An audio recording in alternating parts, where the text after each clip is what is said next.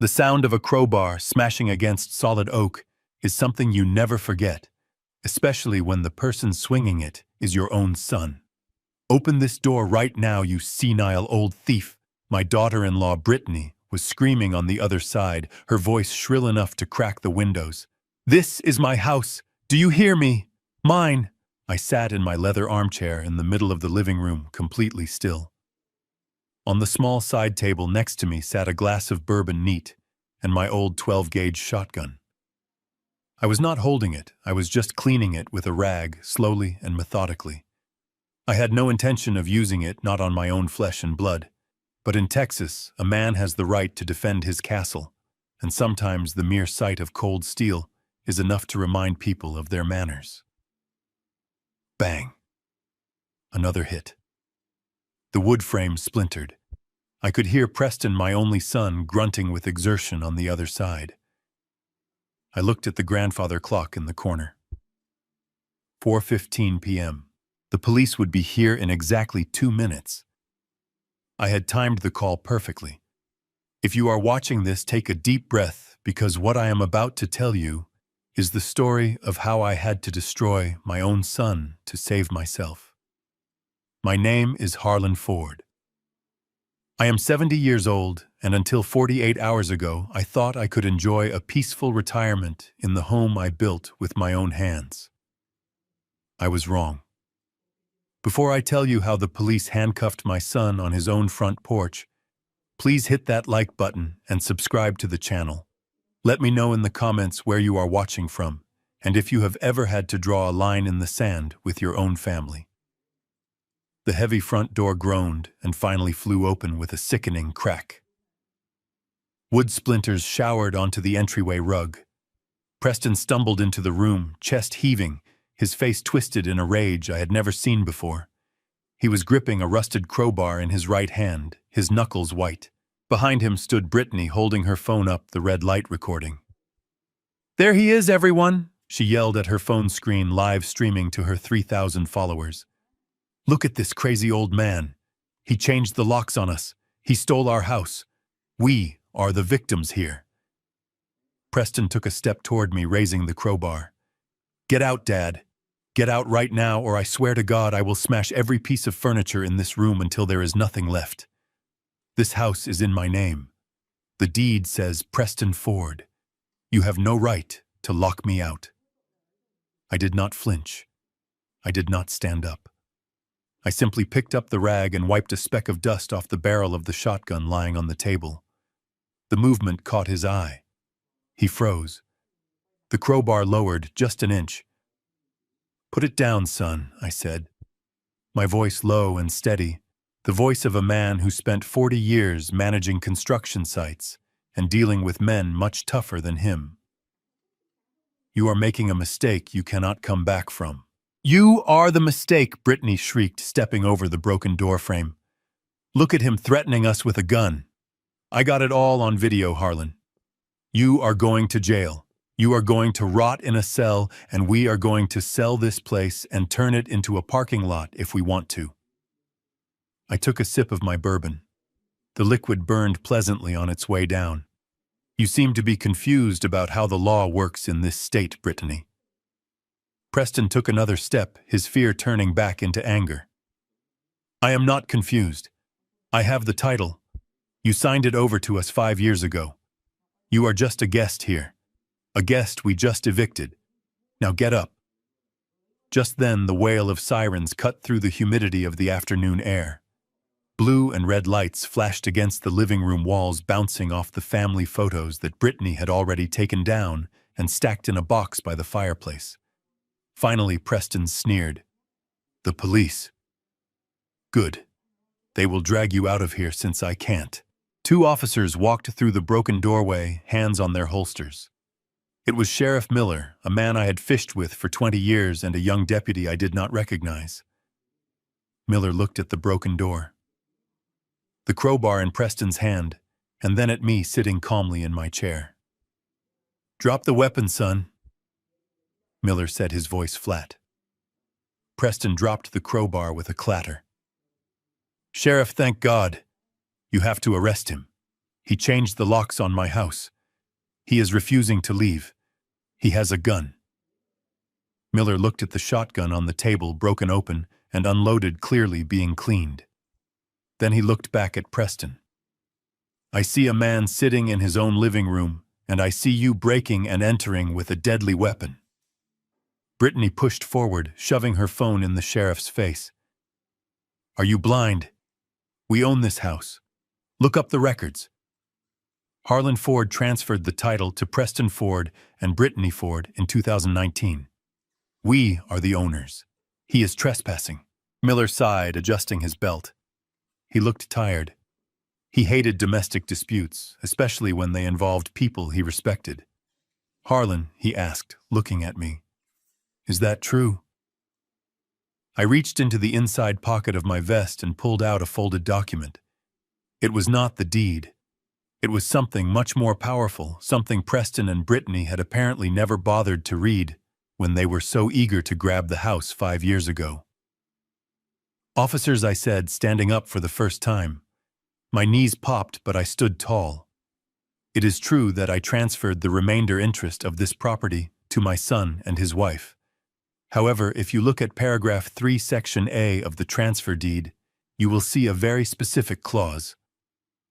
I handed the document to Sheriff Miller. He put on his reading glasses and squinted at the paper. "It is called a life estate," I explained, looking directly at Preston, watching the color drain from his face. "In the state of Texas, a life estate deed means that while you might own the house after I die while I am breathing, I am the sole owner of the rights to use and possess this property.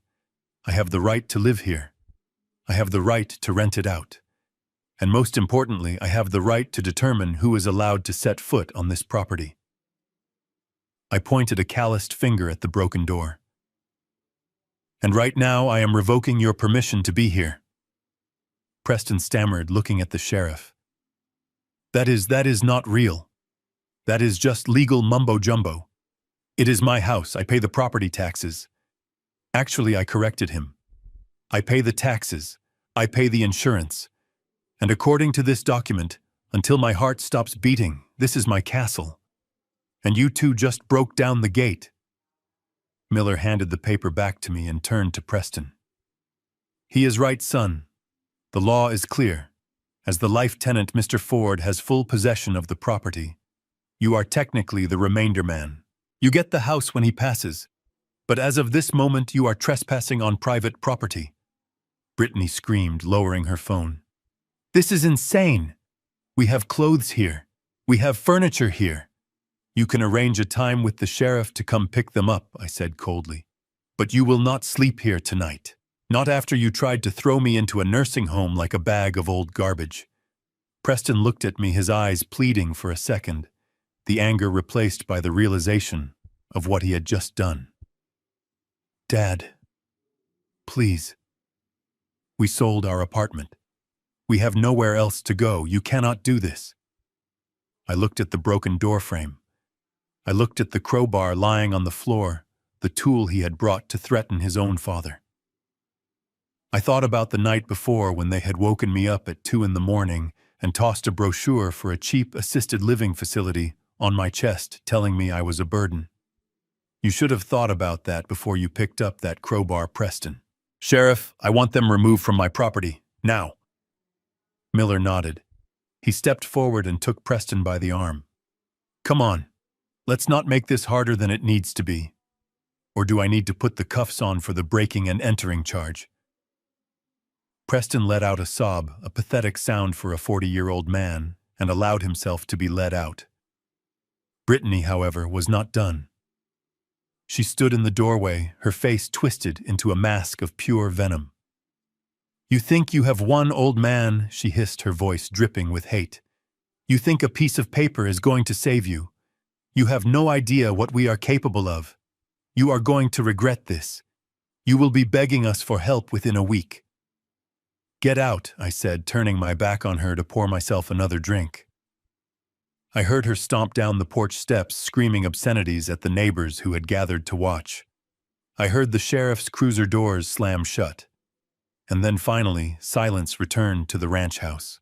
I stood there for a long time listening to the hum of the refrigerator and the ticking of the clock. I had won the battle. I had kept my home. But as I looked at the splintered wood of the doorframe, I knew the war had just begun. Brittany was right about one thing. I had no idea what they were capable of. To understand why I sat in that chair with a shotgun watching the police drag my son away, you have to go back 48 hours. You have to understand the night that killed the last bit of love I had left for him. It was a Tuesday, and the Texas sky had opened up, unleashing a thunderstorm that rattled the roof tiles I had laid myself 30 years ago. I was in my bedroom, the master suite on the first floor. It was the room I had shared with my wife Catherine until the day she took her last breath. Now it was just me, and the memories accompanied by the constant rattling cough that 40 years of inhaling drywall dust and sawdust had left me with. I was in a deep sleep, dreaming of a time when my back did not ache, and my house was filled with laughter, not tension. Suddenly the overhead lights blazed on, blinding and harsh. I blinked, shielding my eyes, my heart hammering against my ribs. Disoriented, I tried to sit up, but my joints were stiff from the damp weather. Standing at the foot of my bed was Brittany. She was wearing a silk robe that I knew cost more than my monthly grocery bill. Her arms crossed, her face set in a look of absolute disgust. Behind her, hovering in the doorway like a ghost, was Preston. My son. The boy I taught to ride a bike, the man whose college tuition I paid for by working double shifts, stood there staring at the floor, unable to meet my eyes. "Get up," Brittany said. Her voice was not loud, but it was cold, colder than the rain lashing against the windows. "You need to pack your things." I squinted at the clock on the nightstand. It was 2:15 in the morning. I rubbed my face, trying to clear the fog of sleep. "Brittany, what is going on? Is something wrong with the house? Is it Leo? Is he sick?" "Leo is fine," she snapped, stepping closer. "The problem is not the house, Harlan. The problem is you. We are done waiting. We are done tiptoeing around you in our own home." I looked at Preston. "Son, what is she talking about?" Preston shifted his weight, looking miserable. "Dad, look, we talked about this. We need the space. Brittany's online business is taking off, and she needs a dedicated studio. This room has the best natural light in the morning, and it is the biggest space." I stared at him, trying to comprehend the words coming out of his mouth. "You woke me up at 2 in the morning because you want my bedroom for a studio. For what? For her videos where she unboxes makeup and complains about her life." Brittany did not let him answer. She grabbed a suitcase from the corner of the room, my old leather suitcase that I used for work trips back in the day. She threw it onto the bed, the heavy clasps hitting my legs. "Start packing," she ordered. "You are leaving. Leaving to go where I asked," my voice rising. "This is my home. I built this room." "Not anymore," she hissed. "We have tolerated you living here for 5 years since you signed the deed over. We thought you would have the decency to move on or pass on by now. But you are still here coughing all night, shuffling around the kitchen, embarrassing us when we have guests. It stops tonight." She reached into her robe pocket and pulled out a crumpled brochure. She tossed it onto my chest. I picked it up, my hands shaking. It was a pamphlet for Golden Oaks Assisted Living. I knew Golden Oaks. Everyone in Austin knew Golden Oaks. It was a warehouse for the forgotten. It was a place that smelled of urine and bleach, where the state sent people who had no money and no family who cared. It was cheap, understaffed, and essentially a waiting room for the grave. "You cannot be serious," I whispered. "You want to put me in Golden Oaks?" "It is what we can afford," Preston muttered, finally speaking up. His voice was thin, pathetic. "Dad, honestly, it is better for you. They have professionals there. You need care. I need care." I sat up, swinging my legs off the bed, ignoring the pain in my knees. "I cook my own meals. I drive my own truck. I fix the leaks in this roof because you are too lazy to learn how. I do not need care, Preston. I need respect." Brittany laughed, a sharp, cruel sound. Respect does not pay the bills, Harlan.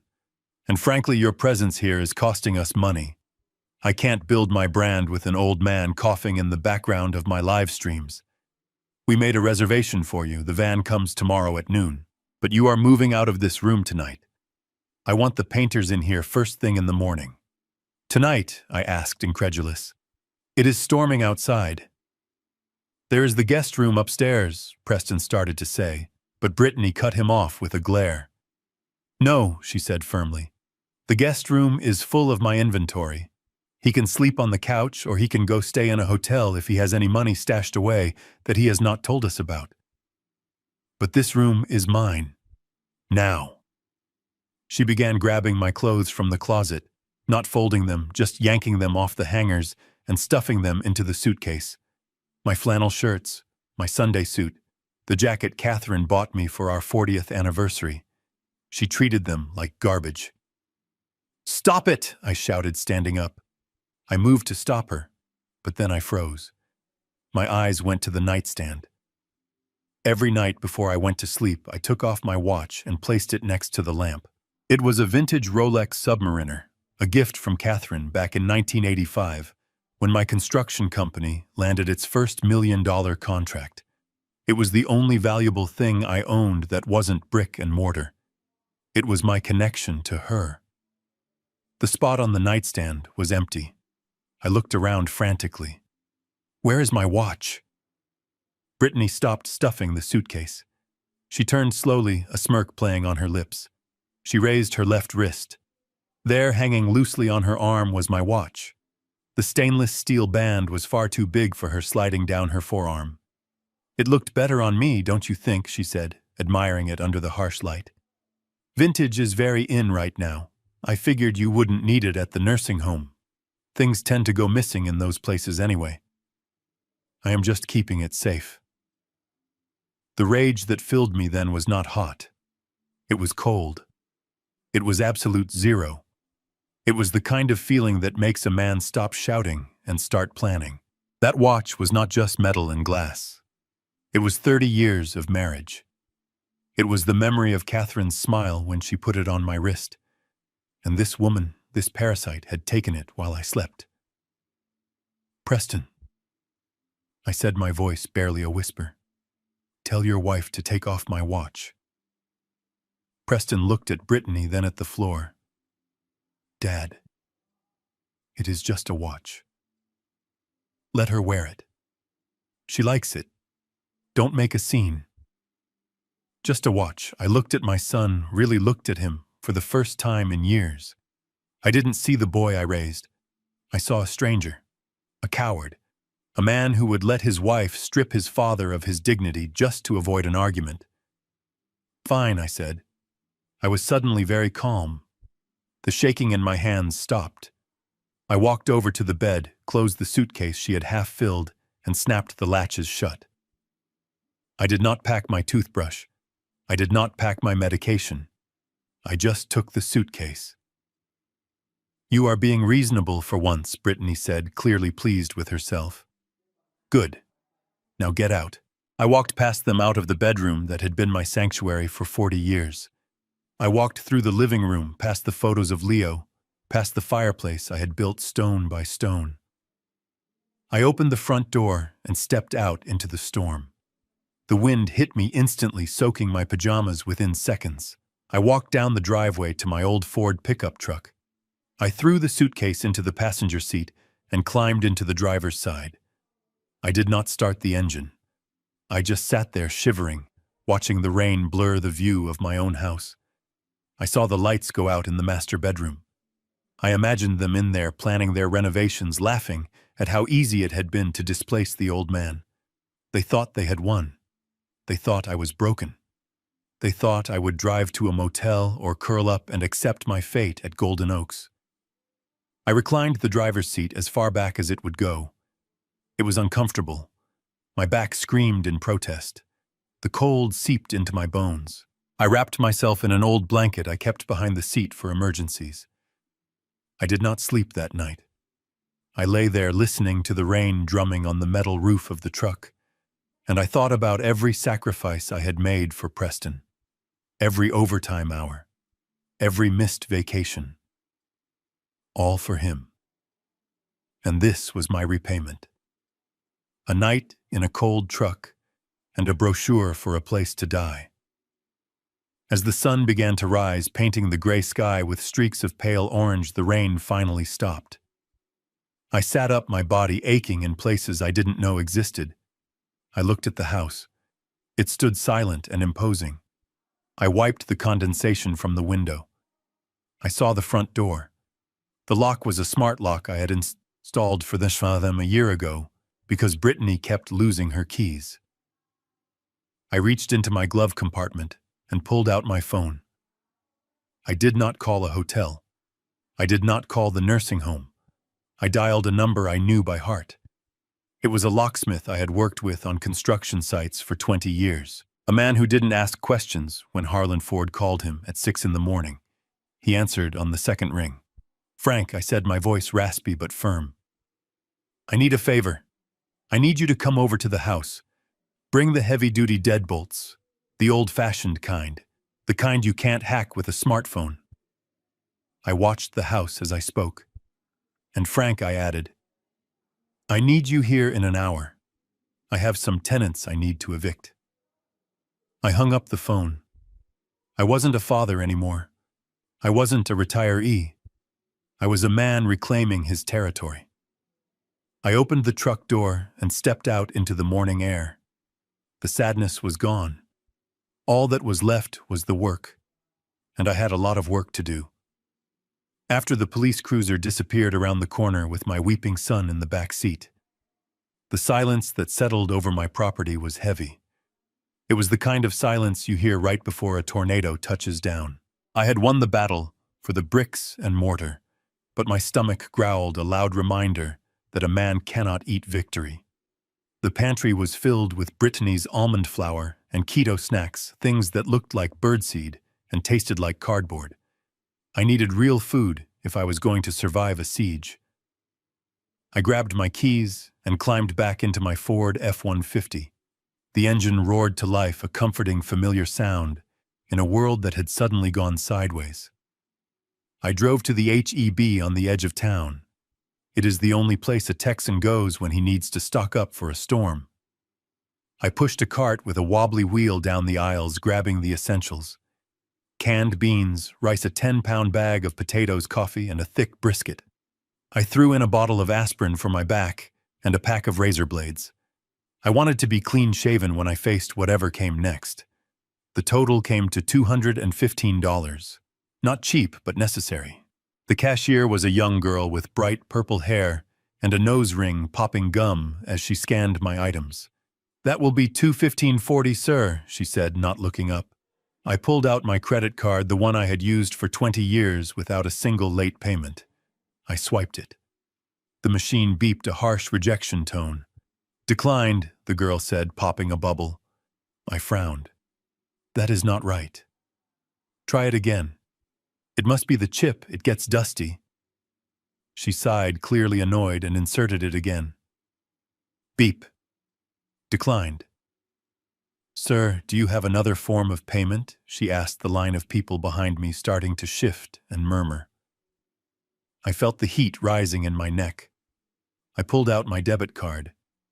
This one was linked directly to my checking account, the account where my monthly pension and Social Security were deposited. There was plenty of money in there. I had checked it just last week. I punched in my PIN. Processing. Processing. Declined. Contact your financial institution. The words flashed on the small screen like a neon sign of humiliation. A woman behind me cleared her throat loudly. I looked at the cashier, then at my wallet. I had $20 in cash, not enough for even a tenth of the groceries. "I am sorry," I mumbled, feeling smaller than I had in 50 years. "I have to step out and make a call. I will be right back." I left the cart there, the brisket sweating on top of the potatoes, and walked out of the store. My hands were shaking as I dialed the bank's fraud department. I assumed my identity had been stolen. I assumed some hacker in a basement had compromised my accounts. It took 10 minutes of navigating automated menus before I got a human being on the line. Mr. Ford, the representative, said, her voice crisp and professional. I see the attempted transactions here. The cards are not malfunctioning. They have been frozen due to insufficient funds and a hold placed on the account holder's request. Insufficient funds, I barked, pacing the parking lot. That is impossible. I have over $450,000 in my retirement savings and $5,000 in checking. I know how to count, young lady. One moment, please. I heard the clicking of a keyboard. Sir, I see a transfer initiated at 9:00 a.m. this morning. The entire balance of your savings and checking accounts was transferred to an external account ending in 8821. 9:00 a.m. That was right after I had called the locksmith. Right after I decided to fight back. Transferred by who, I asked, my voice dropping to a dangerous whisper. Who authorized a transfer of $500,000? The authorization came from the account cosigner and power of attorney holder, Mr. Preston Ford, she replied. And the freeze on the remaining credit lines was also requested by him, citing, let me see here, citing concern for the primary account holder's mental capacity and potential for financial self-harm. The phone almost slipped from my hand. 2 years ago, when I was in the hospital with pneumonia fighting for breath, Preston had brought me a stack of papers. He said it was just in case, Dad, so I can pay the electric bill while you are in here. It was a durable power of attorney. I had signed it because he was my son. I had signed it because I trusted him with my life. And he had used it to gut me. He robbed me, I said, staring at the asphalt. He did not pay bills. He stole everything. Sir, if he has a valid power of attorney, the bank acted in accordance with the legal document. If you wish to dispute this, you will need to file a police report and come into a branch with a revocation of the power of attorney. But as of right now, the balance is 0. I hung up. I did not scream. I did not throw the phone. I just stood there in the HEB parking lot, surrounded by families loading groceries into their SUVs, laughing and talking about dinner. I was a millionaire. I owned a house worth nearly $2 million. I had built half the commercial strip malls in this county, and I did not have enough money to buy a sandwich. I walked back to my truck. I didn't go back inside for the groceries. I couldn't face the purple-haired girl again. I climbed into the cab of the truck and locked the doors. It felt like a coffin. Hunger was starting to gnaw at my stomach, a sharp physical pain that mixed with the nausea of betrayal. I looked around the interior of the truck. Maybe I had some emergency cash stashed away. I opened the center console. Old receipts, a tire pressure gauge, a few dried-up pens. No cash. I checked the glove box. Registration insurance, a flashlight with dead batteries. No cash. Desperation took over. I started digging under the seats, my fingers scraping against the carpet. I found a quarter covered in sticky soda residue, then a dime, then 2 pennies. I was 70 years old, digging in the dirt for loose change like a junkie. I gathered the coins in my palm. 37 cents. That was my net worth. 37 cents and a house I couldn't sell because my son's name was on the deed as the remainder man. I sat back up, breathing hard, staring at the coins. They mocked me. This was their plan. Brittany knew they couldn't physically remove me once I played the life estate card. So they decided to starve me out. They decided to make life so unbearable, so impossible, that I would crawl back to them and sign whatever they wanted just to get a hot meal. It was tactical, it was cruel, and it was effective. My phone buzzed in my hand, startling me. I looked at the screen. It was a text message from Brittany. The preview showed a picture. I opened it. It was a screenshot of my empty bank account balance circled in red. Below the image, a message followed. Hungry, yet Harlan. I bet that big house feels pretty empty without any food in the fridge. Preston is crying, but I told him this is tough love. We can unlock the accounts in 5 minutes.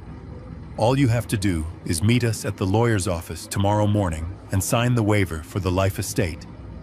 We will even let you keep $10,000 to get settled in the nursing home. Or you can stay there and chew on the drywall. Your choice. I stared at the message.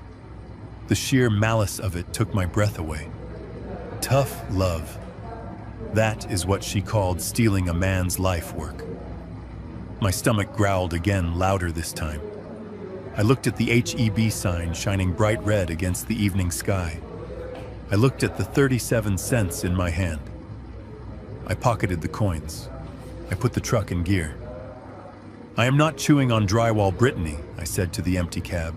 And I am sure as hell not signing your papers. I backed out of the parking spot. I didn't have money for food, but I had a full tank of gas. And I had one thing left that they had forgotten about. I had a box of old tools in the garage. High-quality tools. Drills, saws, levels. Things I hadn't touched in years but couldn't bear to throw away. And I knew a pawn shop on 6th Street that stayed open late.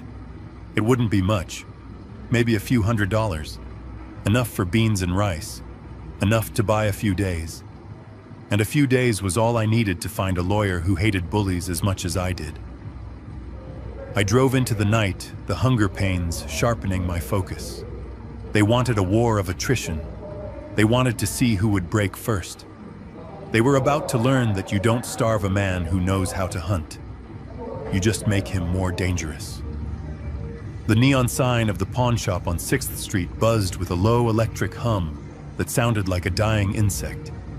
It was a place where dreams went to die, or at least to be put on hold for 20% interest. I parked my truck in the shadows, hoping no one I knew would see me.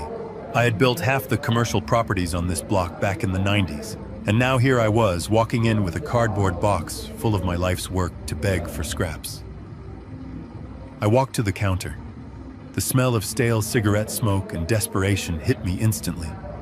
Behind the glass stood a man I knew vaguely, a guy named Rick who had bought scrap metal from my sites years ago.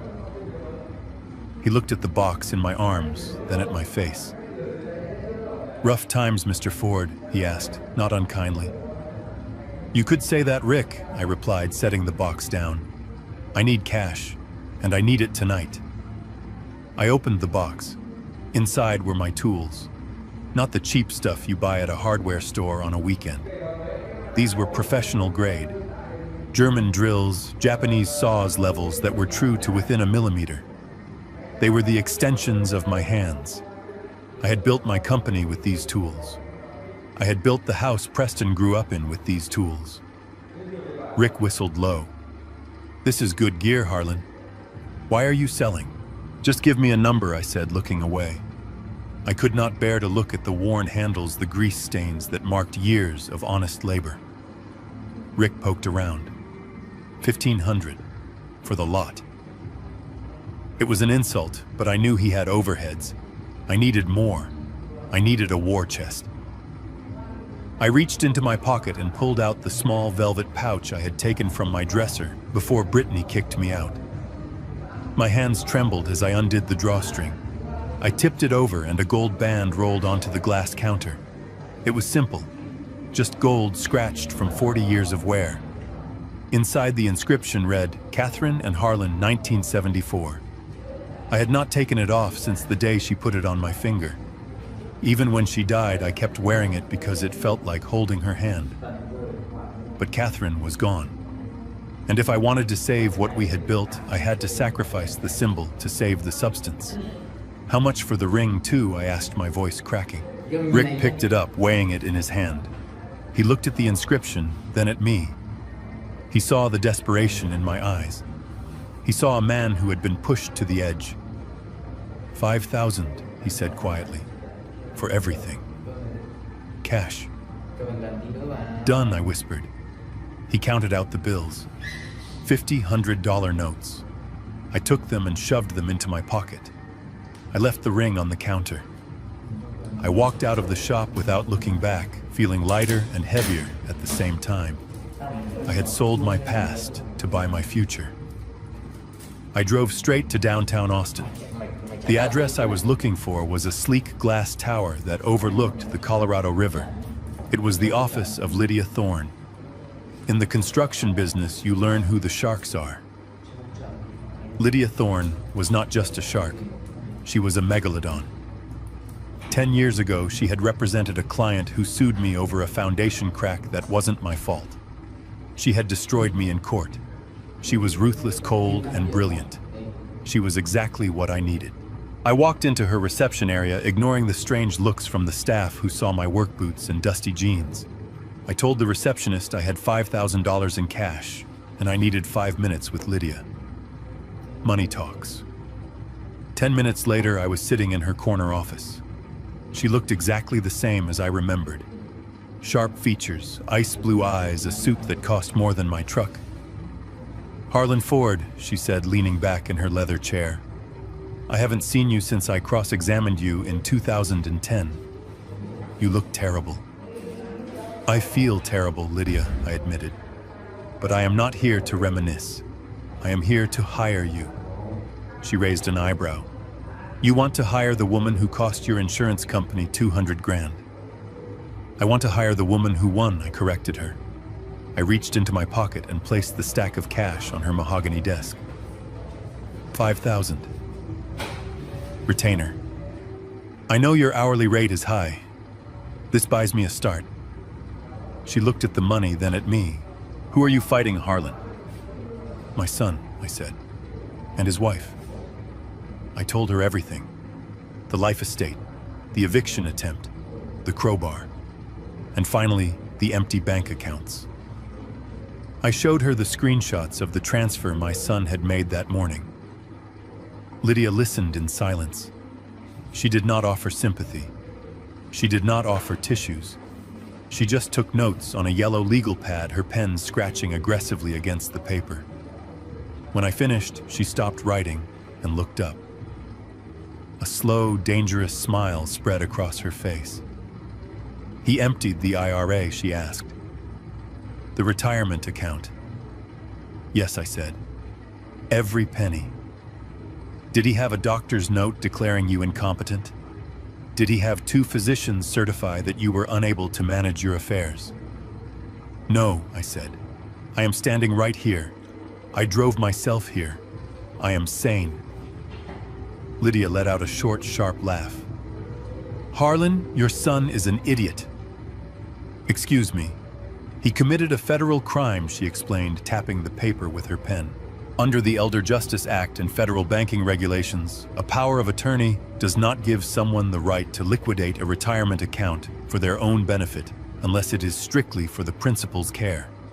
By transferring that money to his personal account, while you are sound of mind, he committed wire fraud, embezzlement, and elder financial abuse. The IRS is going to eat him alive for the tax penalties alone." I felt a surge of hope. "So we can arrest him. We can get the money back now." Lydia held up a hand. "No, not yet." "Why not?" I asked, frustrated. "I am broke, Lydia. I just sold my wedding ring to pay you. Because if we strike now, he will panic," she said, her eyes gleaming. "He will claim it was a mistake.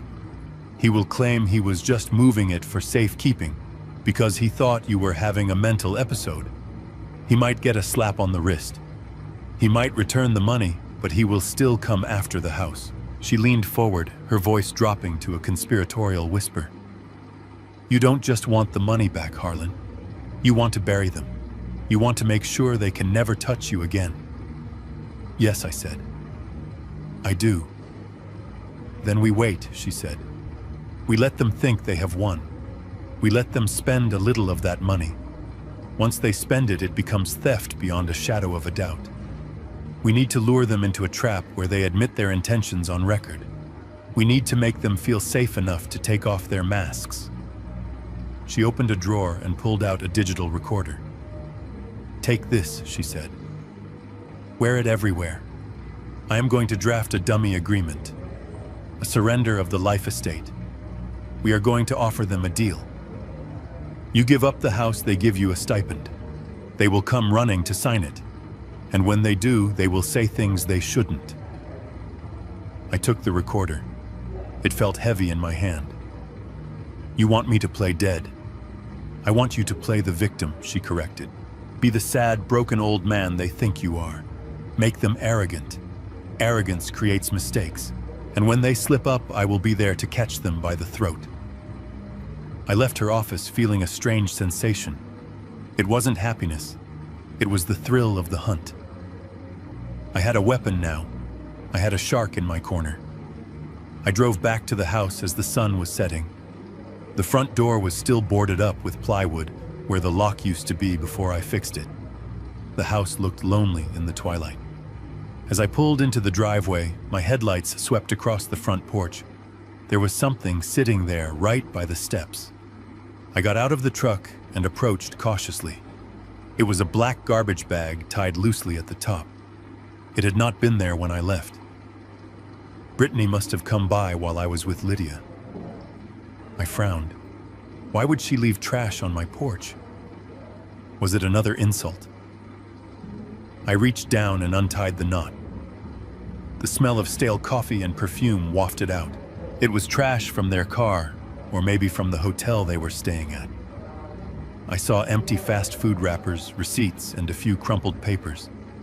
I was about to kick it aside when a flash of color caught my eye. It was a glossy folder, the kind insurance companies use. It was torn in half as if someone had tried to destroy it, but was too lazy to shred it. I reached in and pulled out the pieces. I fitted them together in the dim light of the porch lamp. It was a policy document, a life insurance policy. My heart hammered against my ribs. I read the header. Term life insurance. Insured Harlan Ford. Beneficiary Brittany Ford. I scanned the dates. The policy had been taken out 6 months ago, but that wasn't the terrifying part. The terrifying part was a sticky note attached to the back of the folder, written in Brittany's looping, distinctive handwriting. It was a note to herself, or maybe to Preston. It read, "If he goes to the nursing home, decline starts fast. Usually 6 months max. Policy matures in December. Payout covers the crypto loss plus the house renovation. Just need to hold on until Christmas." I dropped the paper as if it were burning hot. I stumbled back against the truck, gasping for air. They weren't just waiting for me to die. They were banking on it. They had a timeline. They had calculated my expiration date to cover their bad investments. The coldness I had felt earlier turned into ice. My son had looked at me, his father, and seen a lottery ticket that paid out upon death. I looked at the dark windows of my house. I looked at the recorder in my pocket. Lydia was right. We had to wait. We had to let them think they had won. But I wasn't just fighting for my house anymore. I was fighting for my life.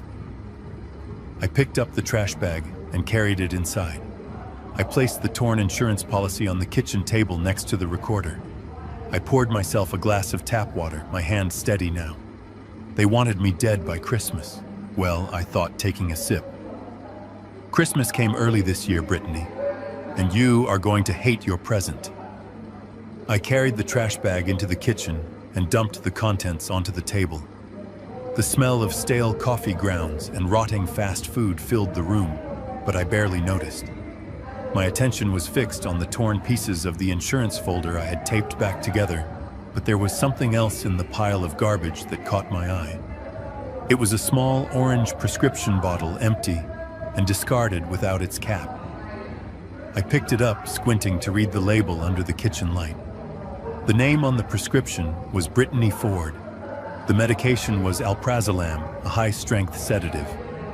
I looked at the date it was filled. It was 3 days ago. Then I looked at the fill line. It was empty.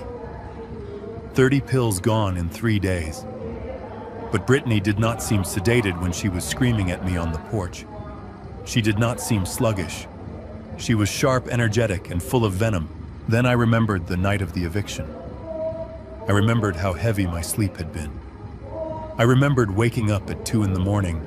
with a headache that felt like a hammer inside my skull, my limbs feeling like they were made of lead. I had attributed it to age and the humidity of the storm, But now, holding that empty bottle, a cold realization washed over me. They had not just woken me up, they had drugged me. They had slipped something into my evening tea, ensuring I would be disoriented and weak when they launched their ambush. My hands started to shake, not from fear, but from a rage so intense it felt like burning coal in my gut. I looked back at the insurance paperwork. I needed to see the details. I needed to know exactly how much my life was worth to them. I scanned the fine print. It was a simplified issue term, life policy. $2 million. The application section was filled out in Preston's handwriting. Under the section for medical history, every box for pre-existing conditions was checked. No. No heart issues, no respiratory issues, no history of high blood pressure.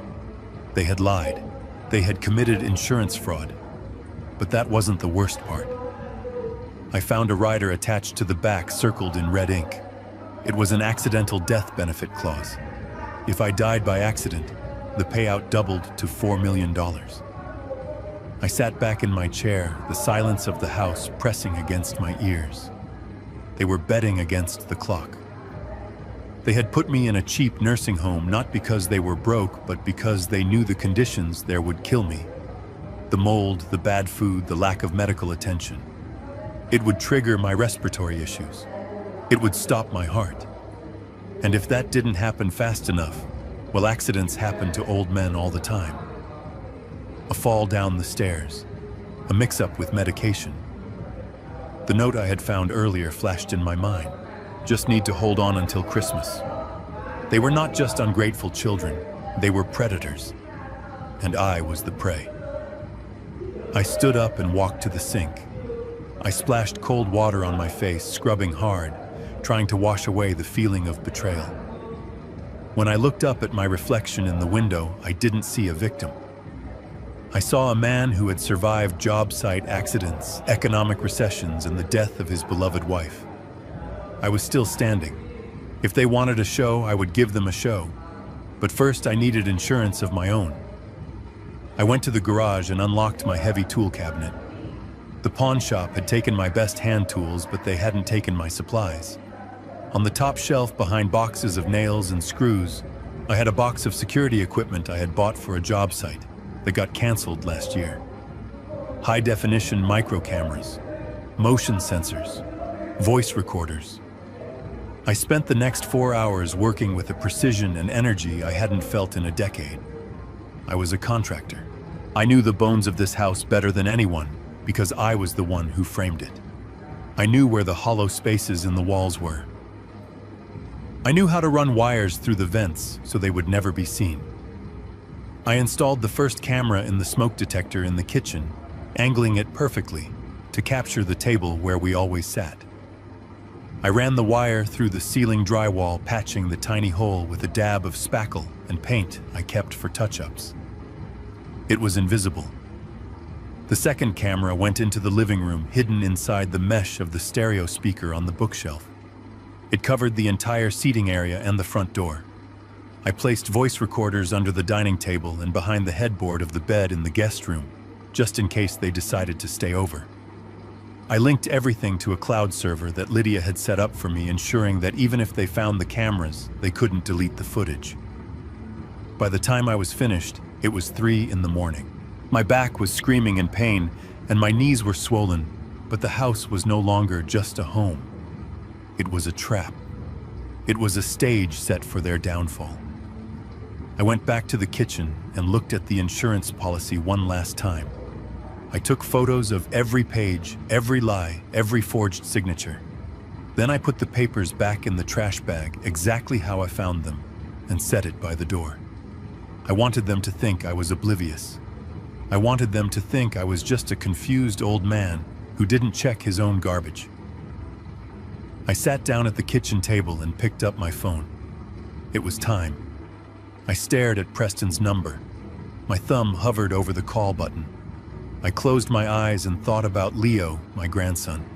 I thought about the fear in his eyes when Brittany yelled. I was doing this for him too. I had to cut the rot out of this family before it infected him completely. I took a deep breath, letting my shoulders slump. I let the exhaustion take over my voice. I stopped fighting the tremors in my hands. I needed to sound weak. I needed to sound defeated. I dialed. It rang 4 times. Then a groggy, irritated voice answered. "What do you want, Dad? It is 3 in the morning." I let a moment of silence hang in the air, breathing heavily into the receiver. "Preston," I rasped, making my voice crack. "Son, I am hungry." There was a pause on the other end. I heard rustling sheets, then Brittany's muffled voice asking who it was. "Dad," Preston said, his voice shifting, becoming sharper. "Did you see the account balance?" "I saw it," I whispered. "I don't have any money, Preston. The pantry is empty. My back hurts. I can't sleep on this mattress anymore." "Good." Brittany's voice came through clearly now, likely because she had snatched the phone. "That means it is working. Are you ready to stop being stubborn, Harlan? Are you ready to sign?" I let out a sob. It was fake, but the pain behind it was real enough. "I can't do this anymore, Brittany.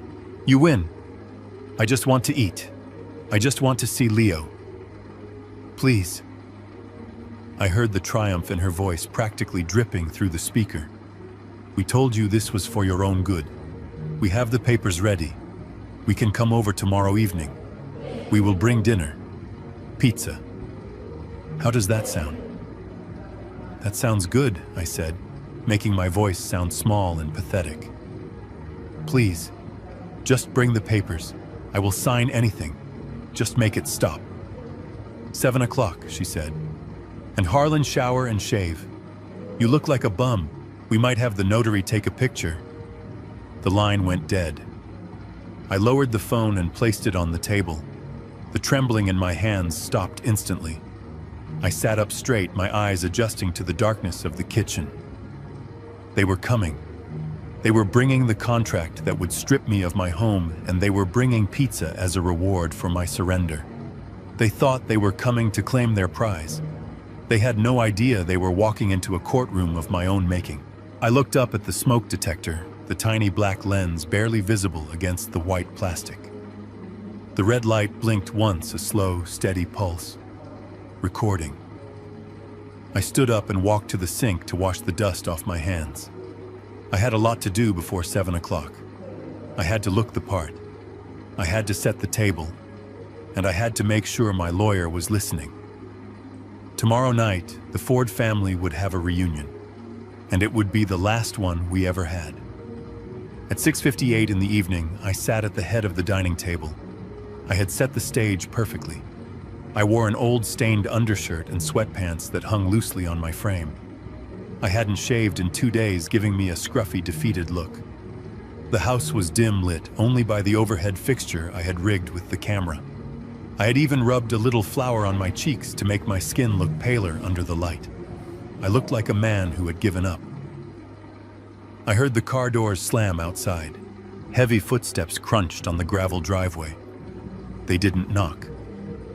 Why would they? In their minds, they were the owners returning to inspect a tenant they were about to evict. The door pushed open, and Brittany strode in first, carrying a flat cardboard box that smelled of grease and oregano. Preston trailed behind her, clutching a thick manila envelope to his chest like a shield. They stopped at the edge of the dining room, staring at me. I didn't stand up.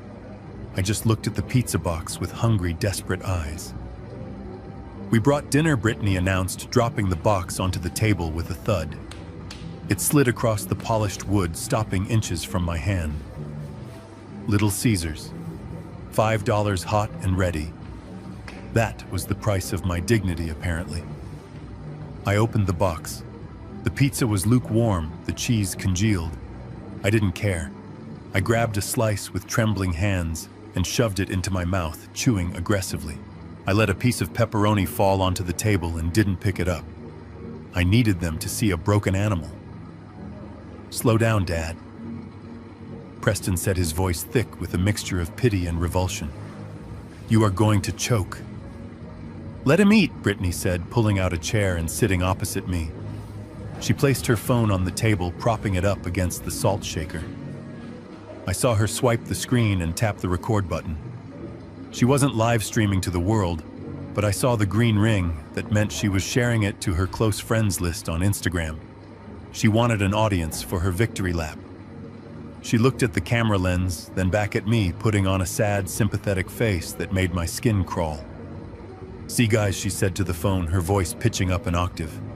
"We are taking care of him. Even after everything he put us through, we still bring him dinner. Family comes first, right?" I swallowed the dry crust and wiped my mouth with the back of my hand. I stared at Preston. He wouldn't look at me. He was staring at the baseboards. "Where is the water?" I rasped. Preston went to the kitchen and returned with a glass of tap water. I drank it in one gulp. "Okay, Harlan," Brittany said, clapping her hands together. "Dinner is served. Now it is time for dessert. Preston, give him the papers." Preston placed the manila envelope in front of me. He slid a sleek, expensive fountain pen on top of it. It was the pen I had given him for his college graduation. Seeing it being used for this felt like a physical slap. "What is this?" I asked, feigning ignorance, my voice shaking. "It is the solution," Dad, Preston said softly. "It is the agreement we talked about. It ends the fighting." I opened the folder. Inside was a dense legal document titled Voluntary Relinquishment of Life Estate and Property Rights. I pretended to read it, squinting my eyes, but I had already memorized the key points from the draft Lydia had predicted. I turned the page. Clause 4 stood out. "The grantor hereby waives all rights to reside in, access, or manage the property located at 1402 Oak Creek Drive, effective immediately upon signature." And then Clause 5. "The grantees agree to provide a monthly stipend of $2,000 to the grantor for living expenses drawn from the family trust managed by the grantees." Family trust. That was a fancy name for the money they had stolen from my retirement account. $2,000, I whispered, looking up at them. "My mortgage is paid off, but rent in this city is $1,500 for a studio. That leaves me $500 for food and medicine." Brittany rolled her eyes, checking her manicure. "It is enough if you budget, Harlan. Golden Oaks is all-inclusive anyway, so you won't need grocery money. And frankly, considering the legal fees you are going to cost us to fix the mess you made with the locks, it is generous." "But it is my money," I said, leaning in closer to the smoke detector above. "You took $450,000, Preston. Why am I getting an allowance of $2,000 from my own savings?" Preston flinched. "Dad, we didn't take it. We secured it. You were acting erratic. We had to protect the assets." "Protect it?" I repeated loud enough for the microphone to catch. "So the money is still there. You haven't spent it." There was a pause, a split second of hesitation that told me everything. "It is invested," Brittany cut in quickly. "We put it into high-yield crypto assets to grow it for your future care. It is tied up right now. That is why we can only give you $2,000 a month. Liquidity issues. You wouldn't understand modern finance." I understood perfectly. They had dumped my life savings into a volatile market to try and recoup their losses, and now they were feeding me crumbs. "So I sign this," I said, tapping the paper, "and I leave. Tonight. Tomorrow morning," Brittany corrected.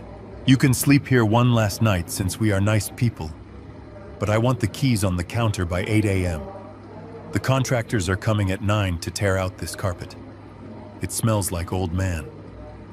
I looked down at the signature line. Harlan Ford. It was waiting for me. I picked up the pen. It felt heavy, cold, and smooth. I hovered the nib over the paper. My hand shook violently, a performance I was particularly proud of. Brittany leaned forward, her eyes wide and hungry. She was practically vibrating with anticipation. She was watching her $2 million payday getting closer, inch by inch. "Just sign it, Harlan," she whispered. "Just sign it, and you can go back to sleep. No more fighting, no more hunger." Preston watched me, his face pale. I think deep down a part of him knew this was wrong. A part of him remembered the father who had built him a treehouse, who had taught him to fish. But he was too weak to stop it. He was a passenger in his own life, driven by a woman who saw people as ATMs. I touched the pen to the paper. A tiny dot of ink bloomed on the white page.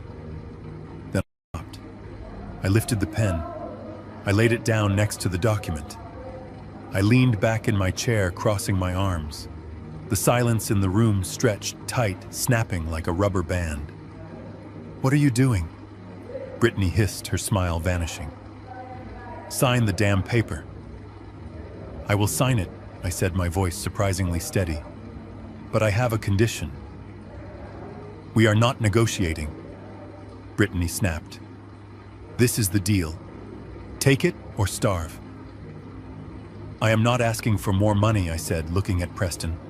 "I am asking for one thing, one small thing. I want to see Leo." Preston looked up, surprised. "Leo?" "Yes," I said. "My grandson. I haven't seen him in 2 weeks. I want to say goodbye. If I am going to Golden Oaks, I might not see him for a long time. Bring him here. Let me give him a hug. Let me explain to him that Grandpa is going away on a long trip." Brittany scoffed. "Absolutely not. He is at my mother's house. I am not waking him up and dragging him over here just so you can make a scene and traumatize him." "I am not signing unless I see him," I said calmly. I picked up a slice of cold pizza and took a bite, staring her down. "I have nowhere to be, Brittany. I can sit here all night. You want the house. You want the life estate gone. Bring me the boy." Brittany looked like she was about to scream. She stood up, pacing the room, her heels clicking angrily on the hardwood. She looked at Preston. She looked at the unsigned paper. She did the math in her head. A 30-minute drive to get the kid versus a $2 million house. "Fine," she spat. "Fine. Preston, go get him.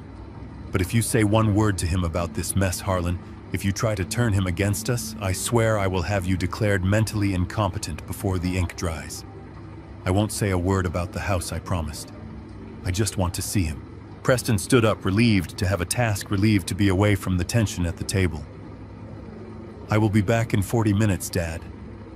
Don't do anything crazy." He hurried out the door. I heard the car start and drive away. Brittany sat back down, glaring at me. She picked up her phone, probably to stop the recording or to text a friend about how annoying I was. I sat there chewing my cold pizza, feeling the adrenaline coursing through my veins. The trap was set. The confession about the money was recorded. The coercion was documented. But bringing Leo here wasn't just a stall tactic.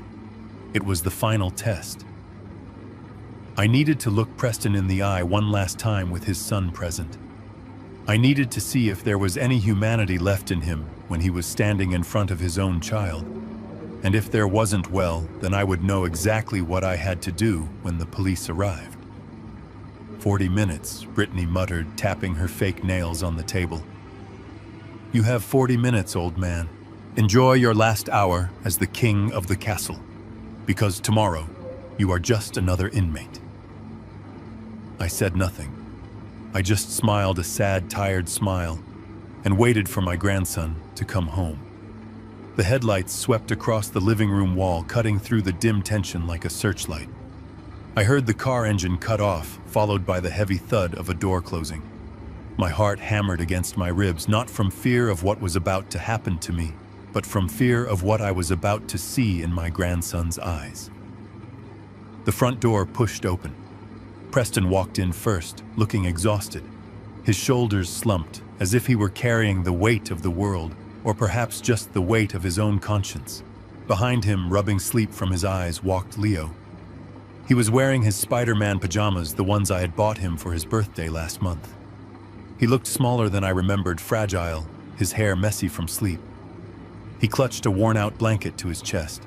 When he saw me sitting at the table, his face lit up with a mixture of relief and confusion. "Grandpa," he whispered, He ran to me, burying his face in my side. I wrapped my arms around him, smelling the scent of baby shampoo and innocence. I glared at Brittany over his head. She was checking her watch, tapping her foot impatiently, completely unmoved by the fact that her son was trembling. "Hey there, partner," I said softly, smoothing his hair. "I am sorry they woke you up." Leo pulled back and looked at me. His eyes were wide and watery. "Grandpa, Mom said you are going away. She said you have to go live in a big building with other old people because you are sick. She said I might not see you for a long time." I felt a sharp pain in my chest, sharper than any heart attack. They had already started the propaganda. They were erasing me from his life before I had even left the building. "I am not sick, Leo," I said, looking directly at Preston. We are just figuring some things out."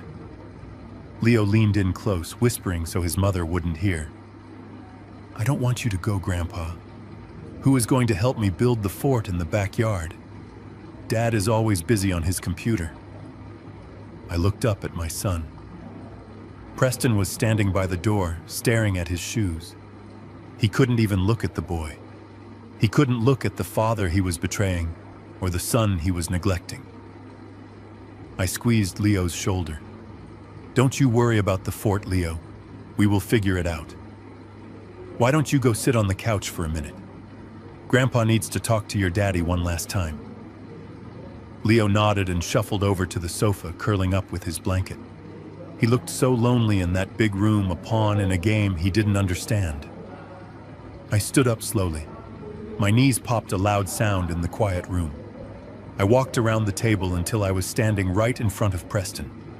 He flinched as I approached, as if he expected me to hit him. I didn't want to hit him. I wanted to shake him. I wanted to reach inside him and find the man I thought I had raised. "Preston," I said, my voice low and rough. "Look at me." He slowly raised his head. His eyes were red-rimmed. He looked miserable. "Good. Look at your son, Preston," I said, pointing to Leo. "And then look at me. I changed your diapers. I taught you how to drive that truck outside. I paid for your wedding. I built this house so you would have a legacy." Preston swallowed hard, his Adam's apple bobbing. "Dad, please. Is this really what you want?" I asked, searching his face for any sign of hesitation. Any flicker of the boy who used to follow me around job sites carrying a plastic hammer. "Do you really want to throw me out on the street? Do you really want to steal my life savings to pay for your mistakes?" Preston opened his mouth. I saw it then, a shimmer of regret, a crack in the armor. He looked at Brittany, then back at me. He opened his mouth to speak, and for a second I thought he might say a no. I thought he might say, "I am sorry, let's stop this." But before he could get a word out, Brittany slammed her hand on the table. "Enough," she shrieked, shattering the moment. Her voice was like breaking glass. "Stop trying to manipulate him, Harlan. Stop with the sob stories.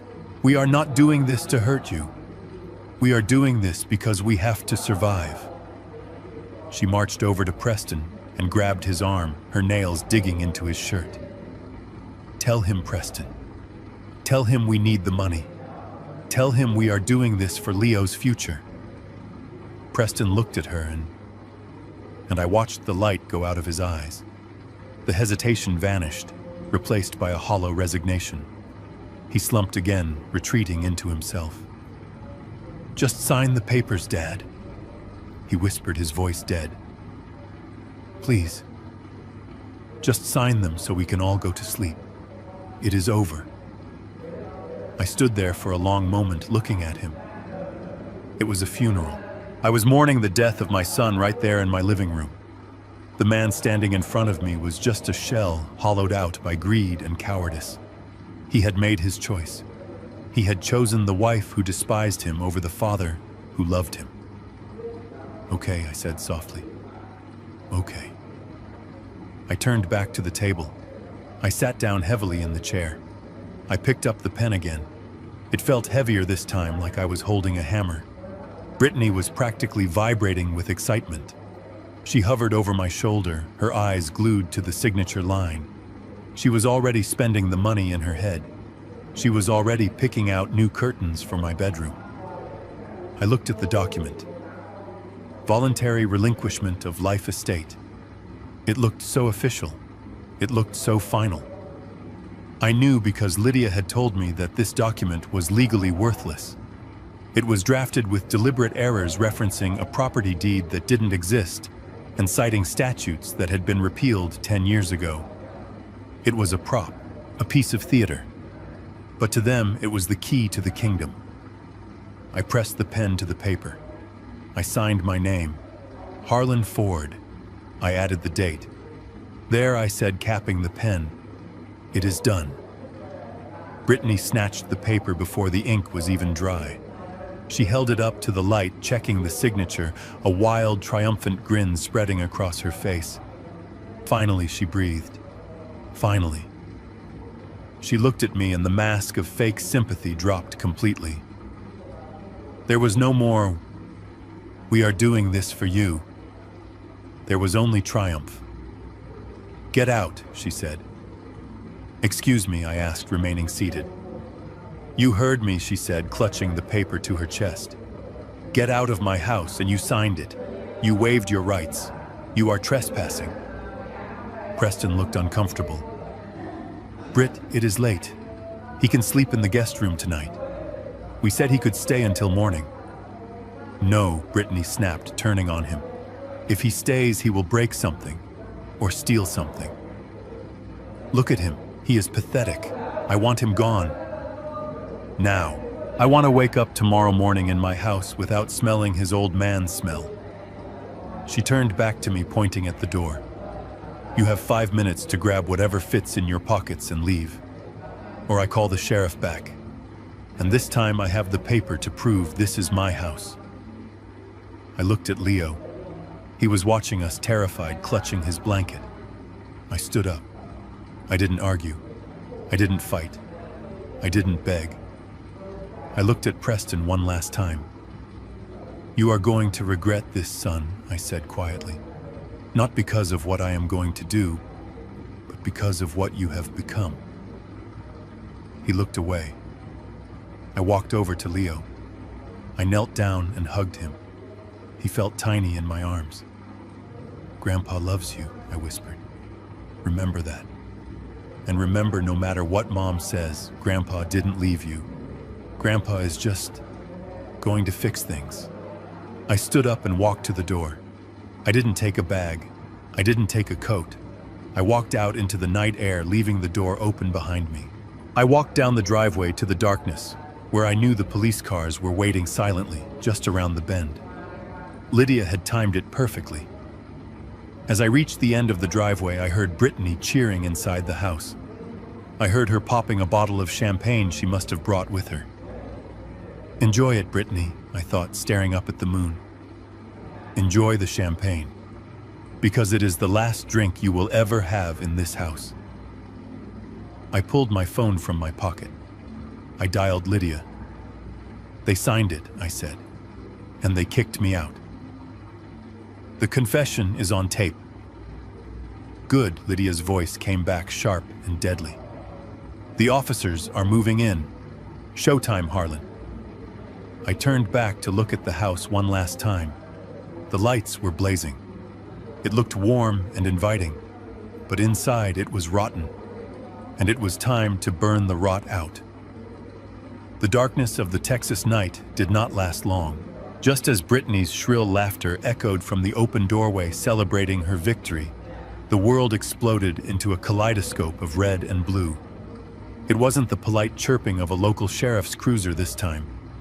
It was a roar of engines and the blinding strobe-like flash of heavy enforcement. I stood at the end of the driveway, bathed in the chaotic light, and watched the color drain from the world. 4 black SUVs swerved into the gravel, blocking the exit, followed by 2 state trooper vehicles. Men in windbreakers with bold yellow lettering leaped out, moving with a speed and precision that told you they were not here for a noise complaint. Brittany dropped her champagne glass. It shattered on the porch, the sound lost under the noise of slamming car doors and shouting voices. Preston stumbled out onto the porch, blinking rapidly, looking like a deer caught in the headlights of a freight train. "What is going on?" he shouted, shielding his eyes. "Who are you people? Get off my property!" A tall woman in a sharp blazer stepped out from behind the wall of officers. It was Lydia. Beside her walked a man who looked like he chewed iron for breakfast. He flashed a badge that caught the strobe lights. Preston Ford. The man boomed his voice, carrying easily over the commotion. "I am Special Agent Miller with the Texas Economic Crimes Unit, accompanied by agents from the IRS Criminal Investigation Division. We have a warrant for your arrest." Preston's knees actually buckled. He grabbed the porch railing to stay upright. "Arrest? For what? I didn't do anything. This is my house. My father is trespassing." Agent Miller walked up the steps, unfazed by Preston's whining. He pulled a folded document from his jacket. "You are under arrest for first-degree felony exploitation of an elderly individual wire fraud and tax evasion related to the unauthorized liquidation of a federally protected retirement account." Brittany let out a screech that sounded more like a wounded animal than a human being. "What? What are you talking about?" Lydia stepped forward, then standing at the bottom of the steps, looking up at them like a judge passing a death sentence. "We have the bank records, Preston," she said, her voice cutting through the air like a knife. "We have the digital footprint of the transfer you made at 9 o'clock this morning. $450,000 moved from your father's IRA into a personal crypto wallet registered in your name. You did not have medical clearance. You did not have judicial oversight. You just took it." Preston looked at me standing in the shadows of the driveway. His eyes were wide, filled with a sudden, terrifying clarity. He realized in that second that the hungry, defeated old man he had mocked 10 minutes ago had actually been the executioner waiting to drop the axe. "Dad," he stammered, tears instantly welling up.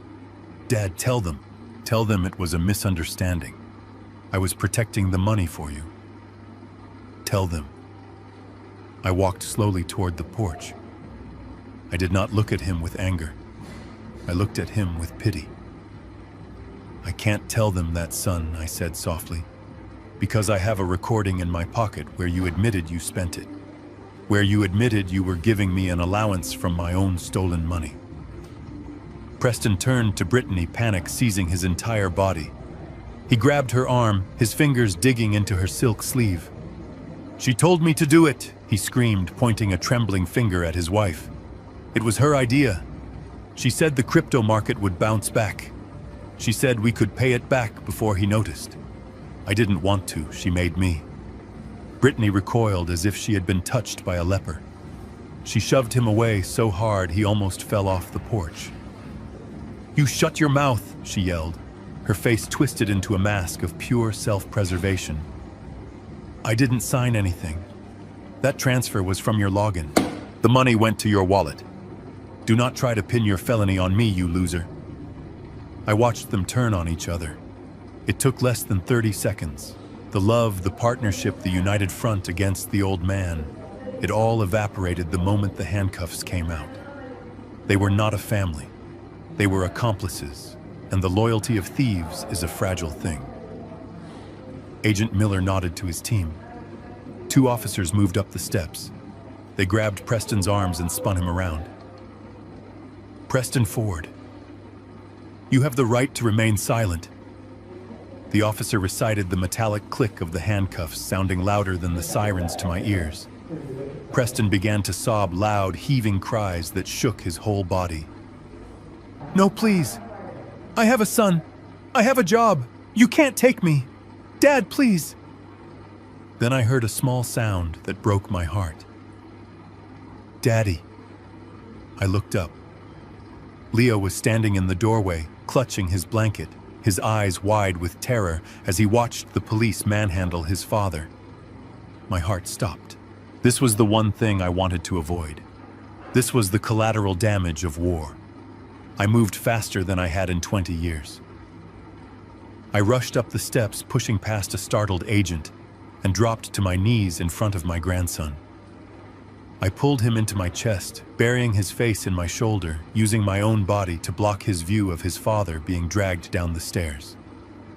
"Don't look, Leo," I whispered fiercely, stroking his hair. "Close your eyes.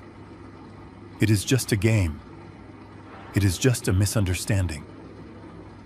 Grandpa is here."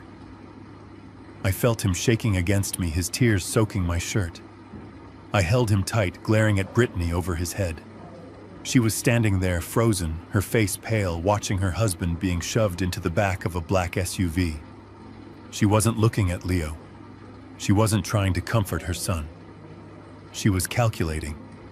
I could see the gears turning in her eyes.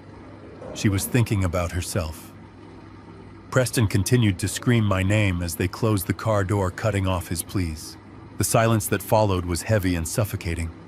Lydia walked up the steps and stood next to me. She looked at Brittany with a cold, professional disdain. "Mrs. Ford," Lydia said, "we will be seizing the assets in that crypto wallet immediately. And given your husband's arrest for financial crimes against a vulnerable senior, social services will be conducting an investigation into the welfare of this child." Brittany finally snapped out of her trance. She looked at Lydia, then at me, holding her son. Her shock was replaced by a sudden, desperate defiance. "You think you have won," she spat, her voice trembling but venomous. "You sent your own son to jail, you monster. But guess what? Preston might be an idiot, but I am not." She stomped her foot on the porch, the sound hollow against the wood. "I am still his wife, and this house is community property. Even if he goes to prison for 100 years, I still own 50% of this building. I have the deed. I have the paperwork you signed, Harlan." She pointed a manicured finger at my face. "You can't kick me out. I am the owner. And tomorrow morning I am going to sell this place, take my half of the equity, and leave you with nothing but your guilt. You hear me? Nothing." I stood up, lifting Leo into my arms. He was heavy, but I didn't care. I wasn't going to let him stand near her. I looked at Brittany. I saw the fear behind her eyes. She was bluffing. She was terrified. But she was right about one thing. In Texas, the house was marital property. If she held onto it, she could force a sale. She could drag this out for years in civil court while I rotted in a rental apartment. She thought she had played her ace. She thought the bricks and the wood were the only things that mattered. I handed Leo to Lydia, who took him gently, her expression softening for the first time. "Take him to the car, Lydia," I said quietly. "He doesn't need to hear this." Lydia nodded and carried the boy down the steps, whispering comforting words to him. I turned back to Brittany. She stood there, arms crossed, chin high, standing on the porch of the house she thought was her fortress. "You are right, Brittany," I said, my voice calm, almost conversational. "You do own the house, the structure, the roof, the walls, the granite countertops you picked out. You own all of it." She sneered. "Exactly. So get off my property before I call the cops back and have you arrested for harassment." I reached into my back pocket. I didn't pull out a weapon. I didn't pull out money. I pulled out a thick, yellowed file folder that smelled of dust and old paper. It was dated 1985. I tapped the folder against my hand. "You guys were always so focused on the house," I said. "You loved the ranch style. You loved the renovations. When I signed the deed over to you 5 years ago, you were so excited to get the keys to the building." I took a step closer to her. "But you never asked about the dirt, Brittany." She frowned, confusion flickering across her face. "What are you talking about?"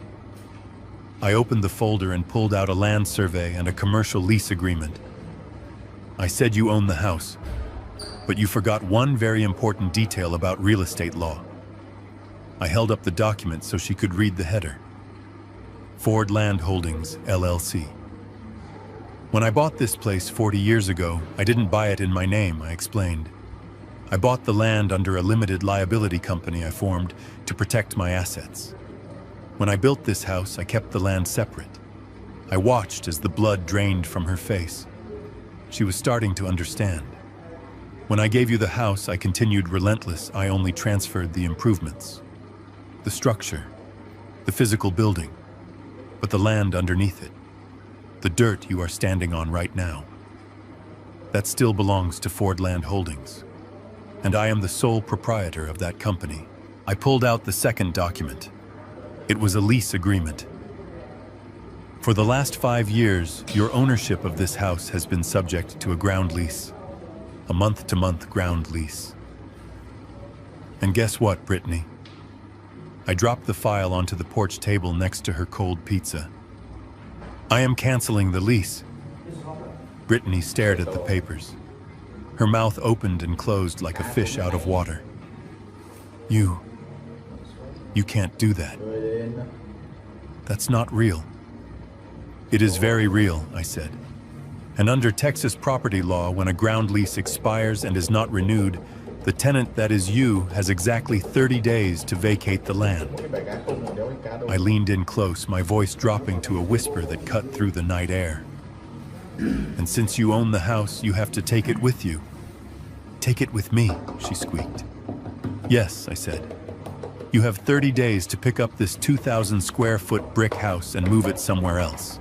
If you don't remove your property from my land by the deadline, I have the legal right to charge you storage fees, $500 a day. Or I can simply call a bulldozer and clear my land of the debris. Brittany looked at the massive brick pillars of the house. She looked at the sprawling roof. Moving a house like this would cost $100,000.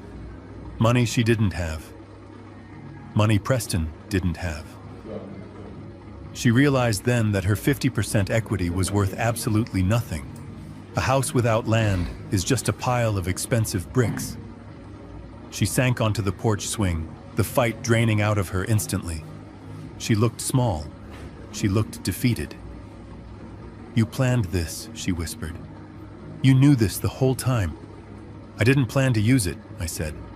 I kept it as an insurance policy, just like the one you took out on my life. The difference is, my policy doesn't require anyone to die. It just requires you to leave. I turned my back on her and walked down the steps. The police lights were fading in the distance. The show was over. You have 30 days, Brittany, I called back over my shoulder. And bring a shovel. You are going to need it.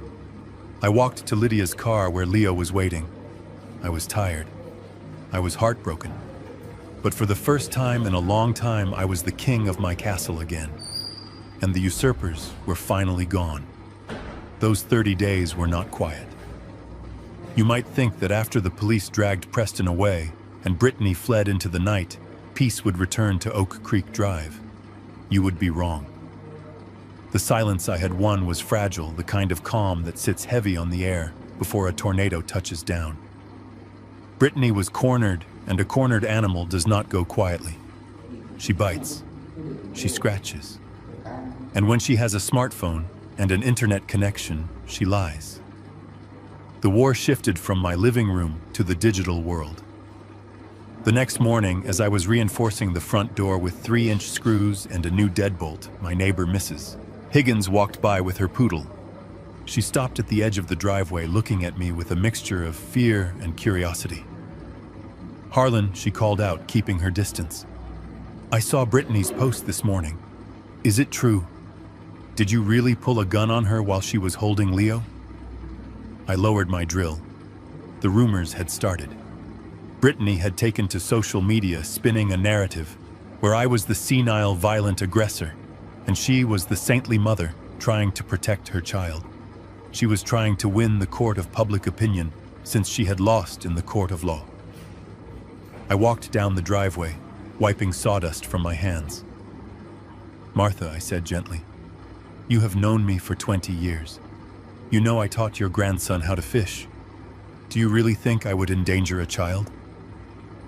She looked at my eyes, then at the sturdy new lock I was installing. She sighed, shaking her head. It didn't sound like you, Harlan. But the picture she posted, she has a bruise on her arm. She got that bruise when she tried to shove Preston off the porch while he was being arrested. I said, my voice flat. The police report is public record, Martha. You can read it down at the station. Preston is in jail for robbing me. Brittany is facing eviction. That is the truth. Mrs. Higgins nodded slowly. I will pray for you, Harlan, and for that boy. I went back to work. I didn't have time for Facebook wars. I had a deadline to enforce. By day 7, the desperation began to manifest in physical ways. A real estate agent showed up, a young man in a suit that was too tight and shoes that had never touched a construction site. He parked his BMW right in the middle of my driveway and marched up to the porch as if he owned the place.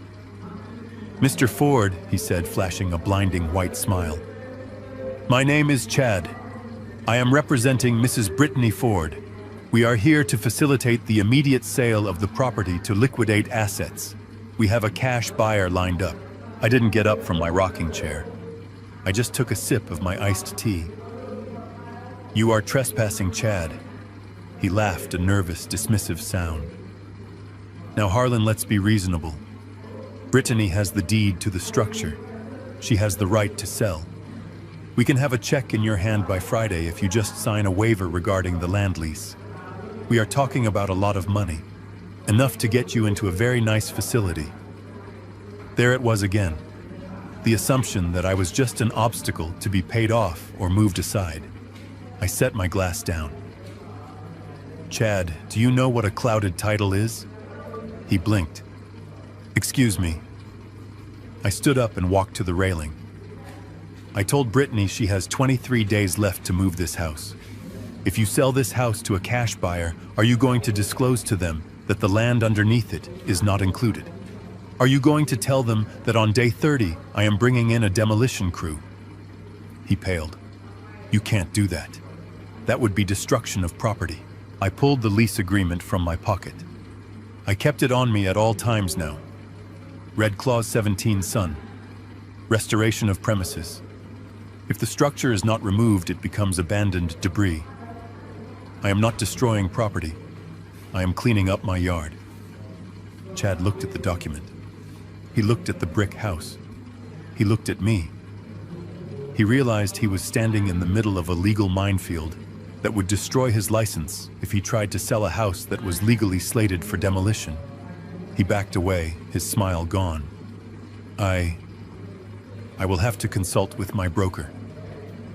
You do that, I said, and tell Brittany to stop sending errands boys. If she wants to talk, she can bring a mover. He drove away, and I never saw him again.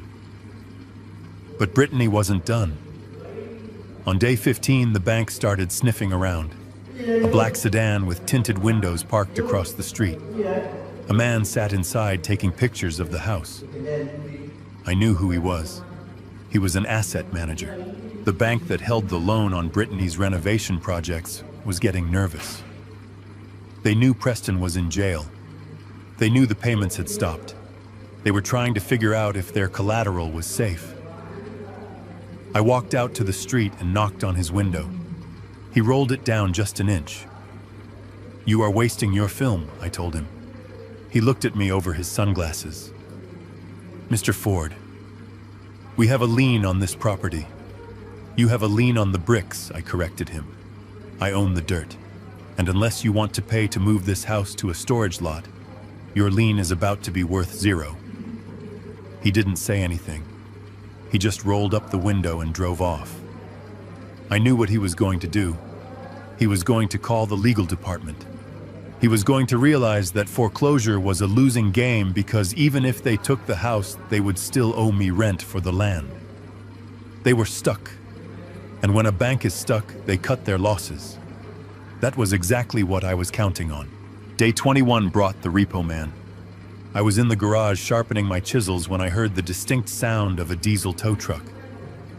I walked out to see a flatbed backing up to Brittany's Porsche Cayenne, which she had foolishly left parked on the street a few blocks over, likely trying to hide it.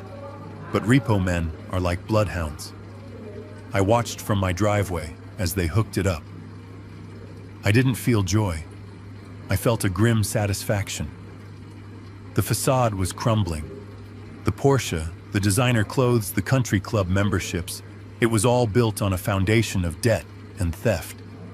And now that the foundation was gone, the whole structure was collapsing. On day 29, the house felt different. The air was thick with anticipation. I had spent the last week clearing the perimeter. I moved my truck to the back of the lot. I took down the bird feeders. I covered the rose bushes with tarps. I was preparing for a funeral. Not for a person, but for a dream. This house was supposed to be the legacy I left my family. It was supposed to be the place where my grandchildren grew up. Instead, it had become a monument to their greed. That evening, as the sun dipped below the horizon, turning the Texas sky a bruised purple, my phone rang. It was a number I didn't recognize. "Hello," I answered. "Harlan." It was Brittany. Her voice was different. The screeching arrogance was gone, replaced by a slur that suggested she had found comfort in a bottle of wine. "You are really going to do it, aren't you?" I looked out at the lawn where I had already marked the demolition lines with orange spray paint. "The contract is clear, Brittany. You have until 9 a.m. tomorrow." There was a long silence on the other end, filled with ragged breathing. "I hate you," she whispered.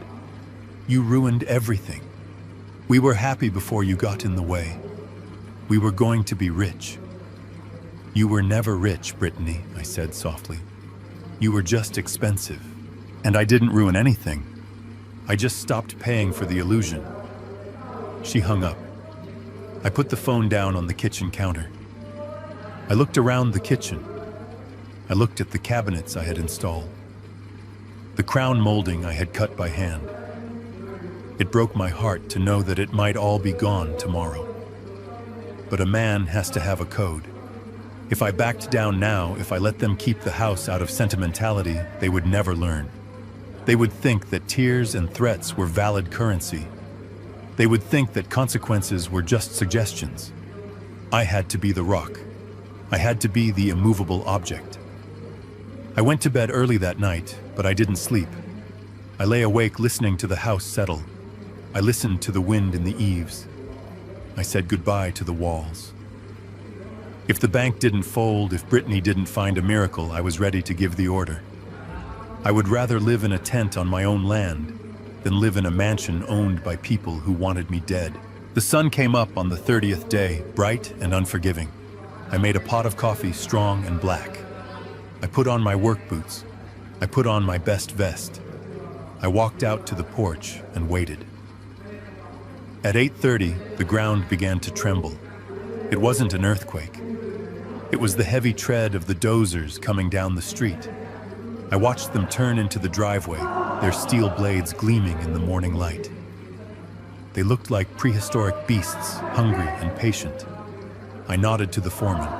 He nodded back. We didn't need to speak. He knew the job. I checked my watch. 8:45. 15 minutes left. The siege was over. The negotiation was done. Now it was just a matter of seeing who would blink first, the bank or the bulldozer. The thrum of heavy diesel engines vibrating through the ground is a sound that usually signals the beginning of something new, a foundation being poured, or a frame going up. But on the morning of the 30th day, the roar of the yellow Caterpillar bulldozers idling at the edge of my property signaled the end. I stood on the porch with a cup of black coffee, watching the exhaust plumes rise into the humid Texas air.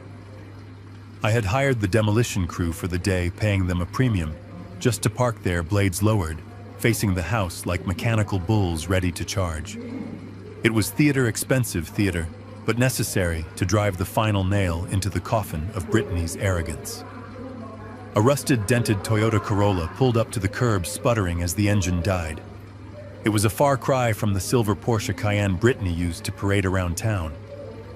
That car had been repossessed 2 weeks ago, clawed back by the dealership when the payments bounced. The woman who stepped out of the Corolla looked like a stranger. Her hair was pulled back in a messy bun, her designer clothes replaced by jeans and a t-shirt that looked 2 sizes too big. She looked gaunt, stripped of the makeup and jewelry that she had used as armor against the world. She didn't storm up the driveway this time. She walked slowly, her eyes fixed on the bulldozers, terror etched into every line of her face.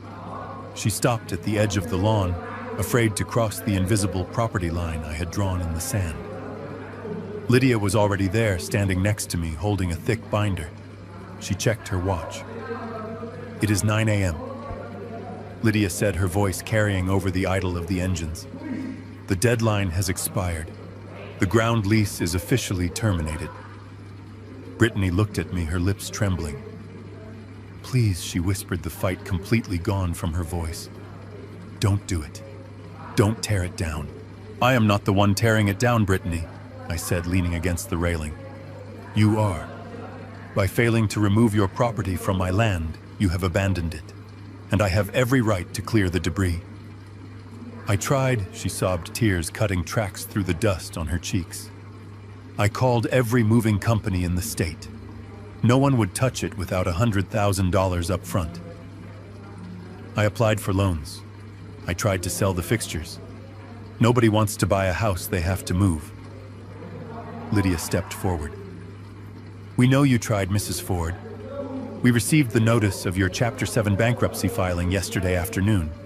It was a smart move to try and stay the execution, but unfortunately for you, the bankruptcy trustee came to the same conclusion we did." Brittany looked at Lydia, confused and hopeless. "What conclusion?" "That the asset is a liability," Lydia explained coldly.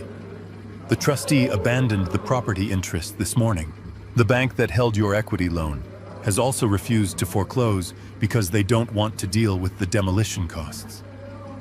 I took a sip of coffee, savoring the moment. It meant that on paper, Brittany was still the owner of a 2,000 square foot pile of bricks that was about to be turned into rubble, and she had absolutely no way to stop it. She was insolvent, she was homeless, and she was alone. "Where is Leo?" she asked suddenly, looking around wildly. "I want to see my son." I set my coffee cup down on the railing. The sound was sharp in the morning air. "You don't have custody of Leo anymore, Brittany." She froze. "What did you say?" "The family court issued an emergency order this morning," I said.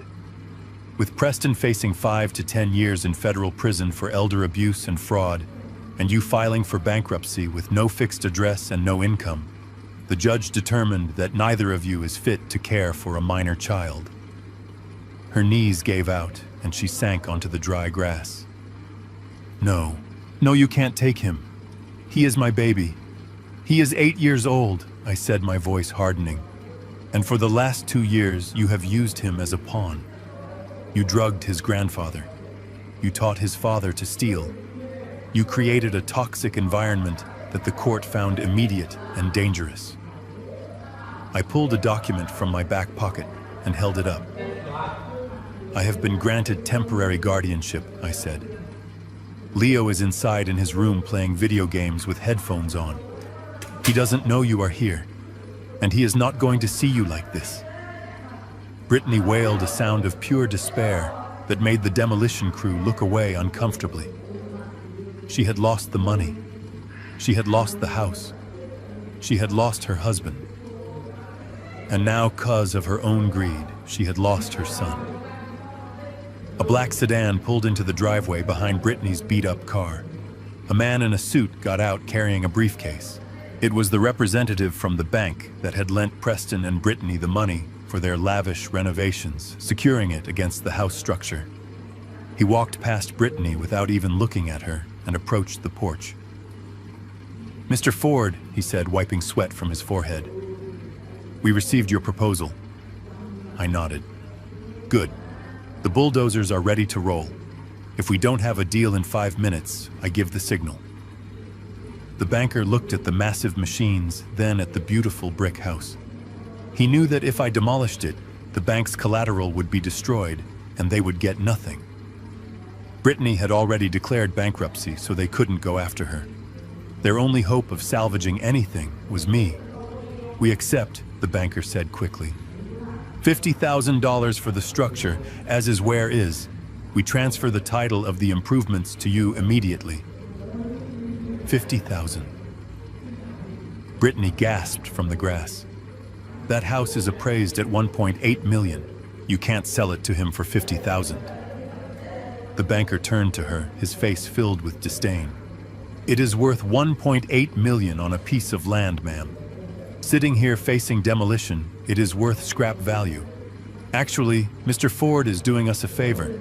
If he demolishes it, we would be liable for the cleanup costs since you defaulted. 50,000 is generous. I pulled a cashier's check from my pocket. It was money from the first installment of the dividends Alfred's company had paid out. $50,000. Pocket change compared to what the house was worth, but it was the price of my victory. I handed the check to the banker. He handed me the title transfer. It was done. The house, the land, the furniture, everything was legally mine again. The life estate was no longer just a right to live there. I owned the whole kingdom free and clear. I turned to the foreman of the demolition crew and waved my hand. "Cut the engines, boys. We are done here." The roar of the diesels died down, leaving a ringing silence in the air. I looked down at Brittany. She was still sitting in the grass, staring at the house she had tried to steal, realizing she had just watched it be sold for the price of a luxury car. "You should go, Brittany," I said quietly.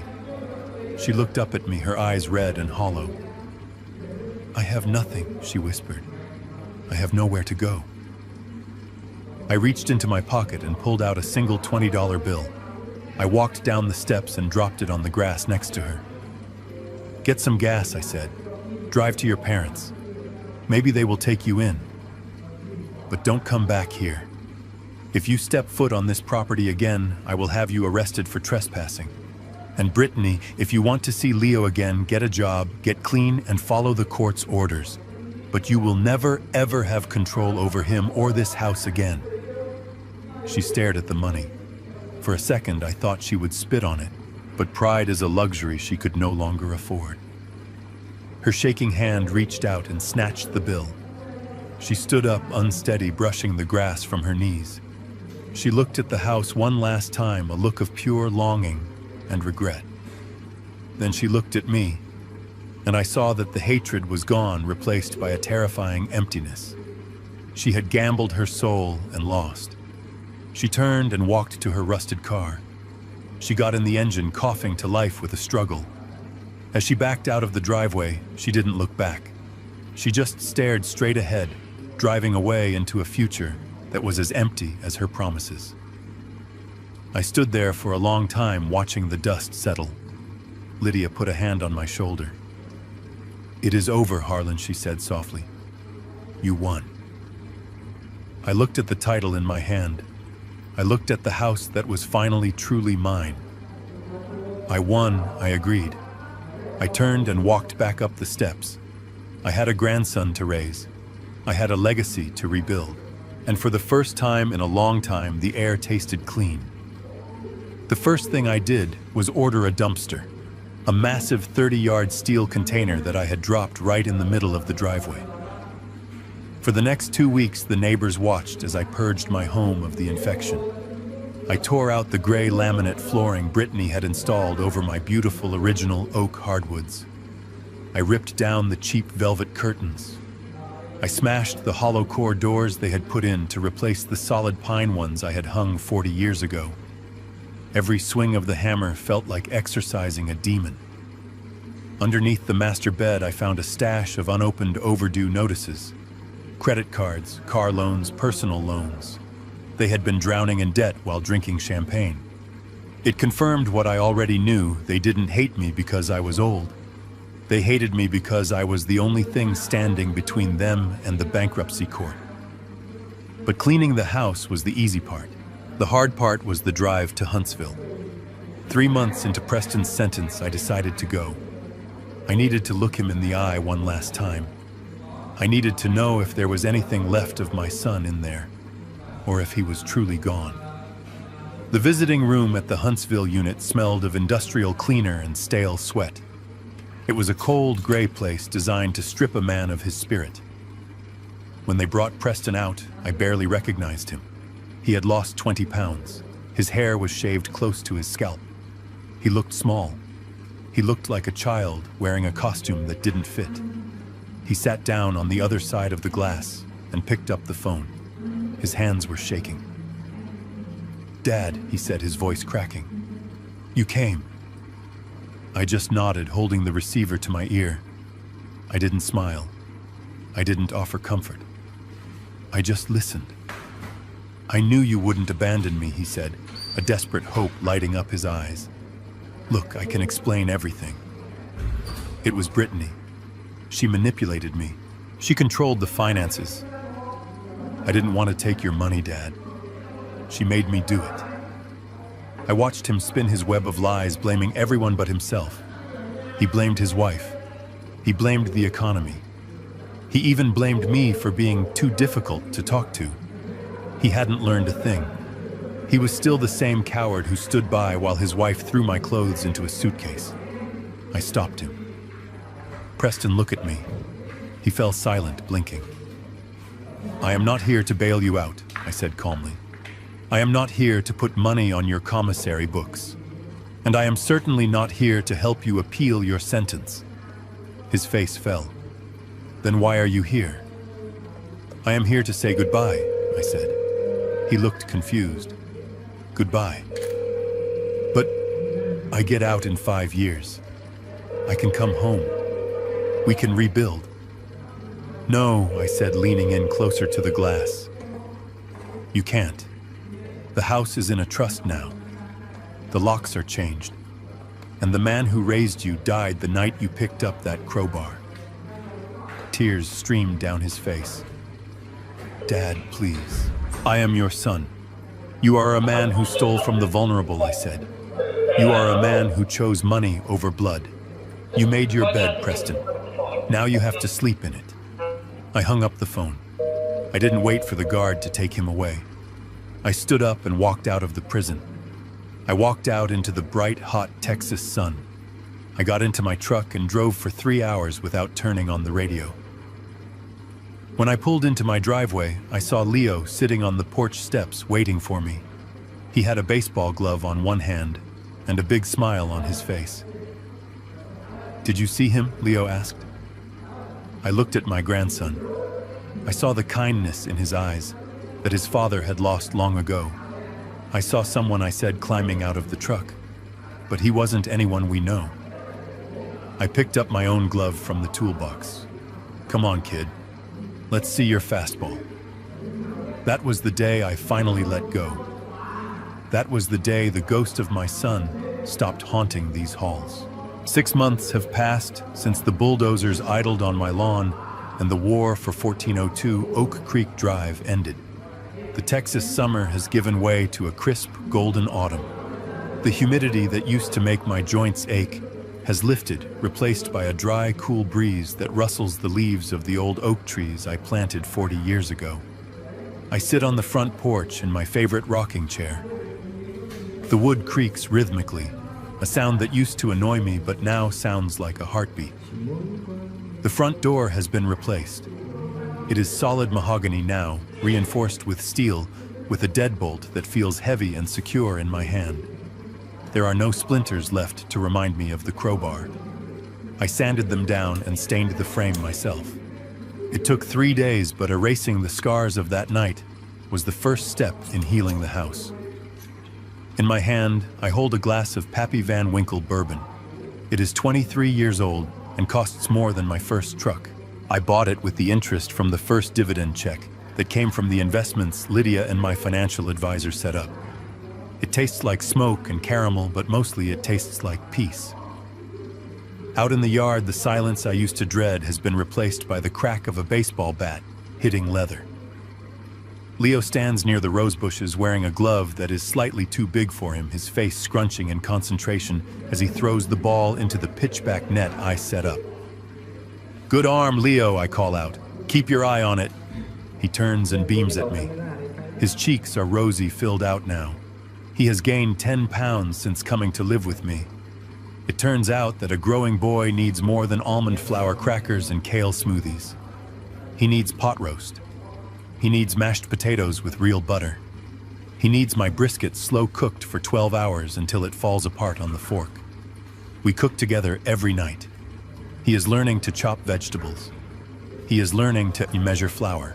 He is learning that food is love made edible, not just fuel to be counted in calories. I watch him run to retrieve the ball, his laughter ringing clear in the afternoon air. He is happy. He is safe. The nightmares about his mother screaming have started to fade, replaced by dreams of home runs and fishing trips. We go fishing every Saturday now. I bought a small boat. We sit on the lake, just the two of us, and we don't say much. We just let the water heal us. The mailman drives by and waves. I wave back. On the small side table next to my bourbon, there is a stack of envelopes. They arrive every Tuesday like clockwork. They are stamped with the seal of the Texas Department of Criminal Justice. The return address is the Huntsville unit. Preston writes to me every week. I pick up the top letter. The envelope is thin, the paper inside cheap and rough. I run my thumb over his handwriting. It is shaky, not the arrogant scrawl he used when he signed the power of attorney. I have not opened a single one. Lydia tells me he is doing well, or as well as a soft man can do in a hard place. He pleaded guilty to the fraud charges in exchange for a 5-year sentence. He will probably be out in 2 or 3 with good behavior. He works in the prison library. He is taking classes. Maybe the letters are full of apologies. Maybe he is begging for forgiveness. Maybe he is blaming Brittany. I don't know. I am not ready to know.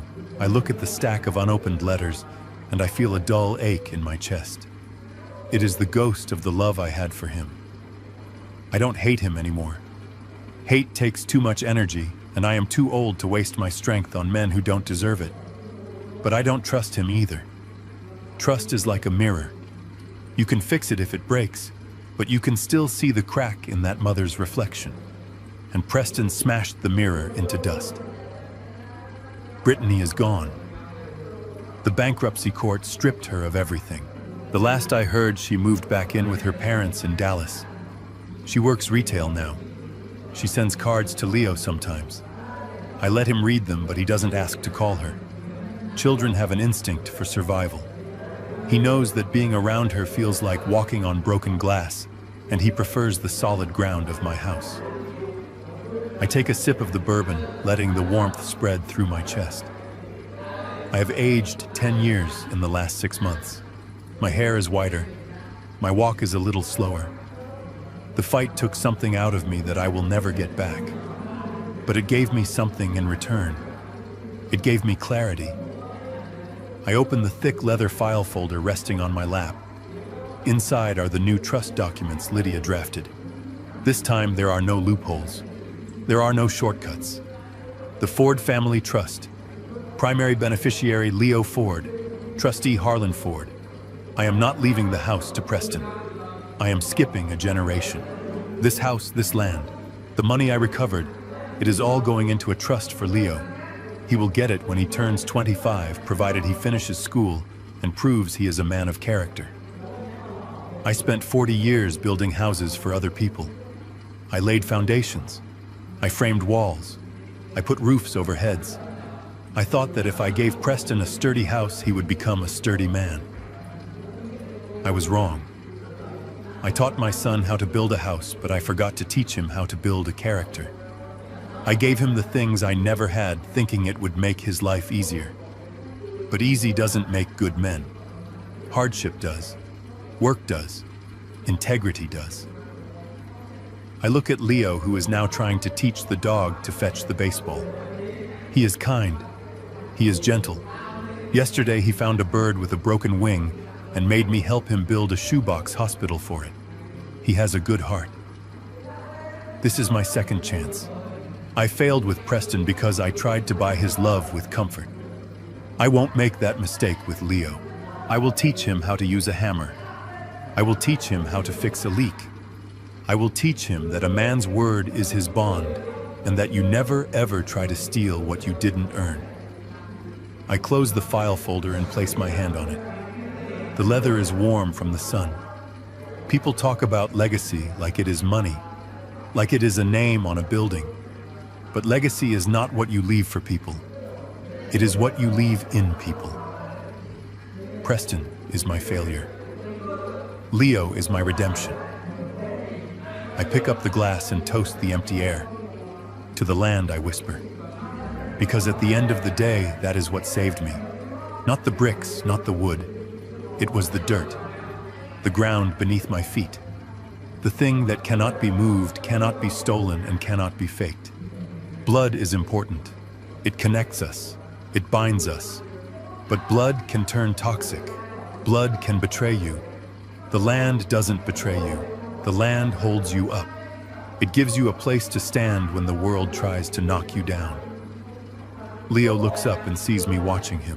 "Grandpa, watch this," he yells. He throws the ball high into the air and swings the bat with all his might.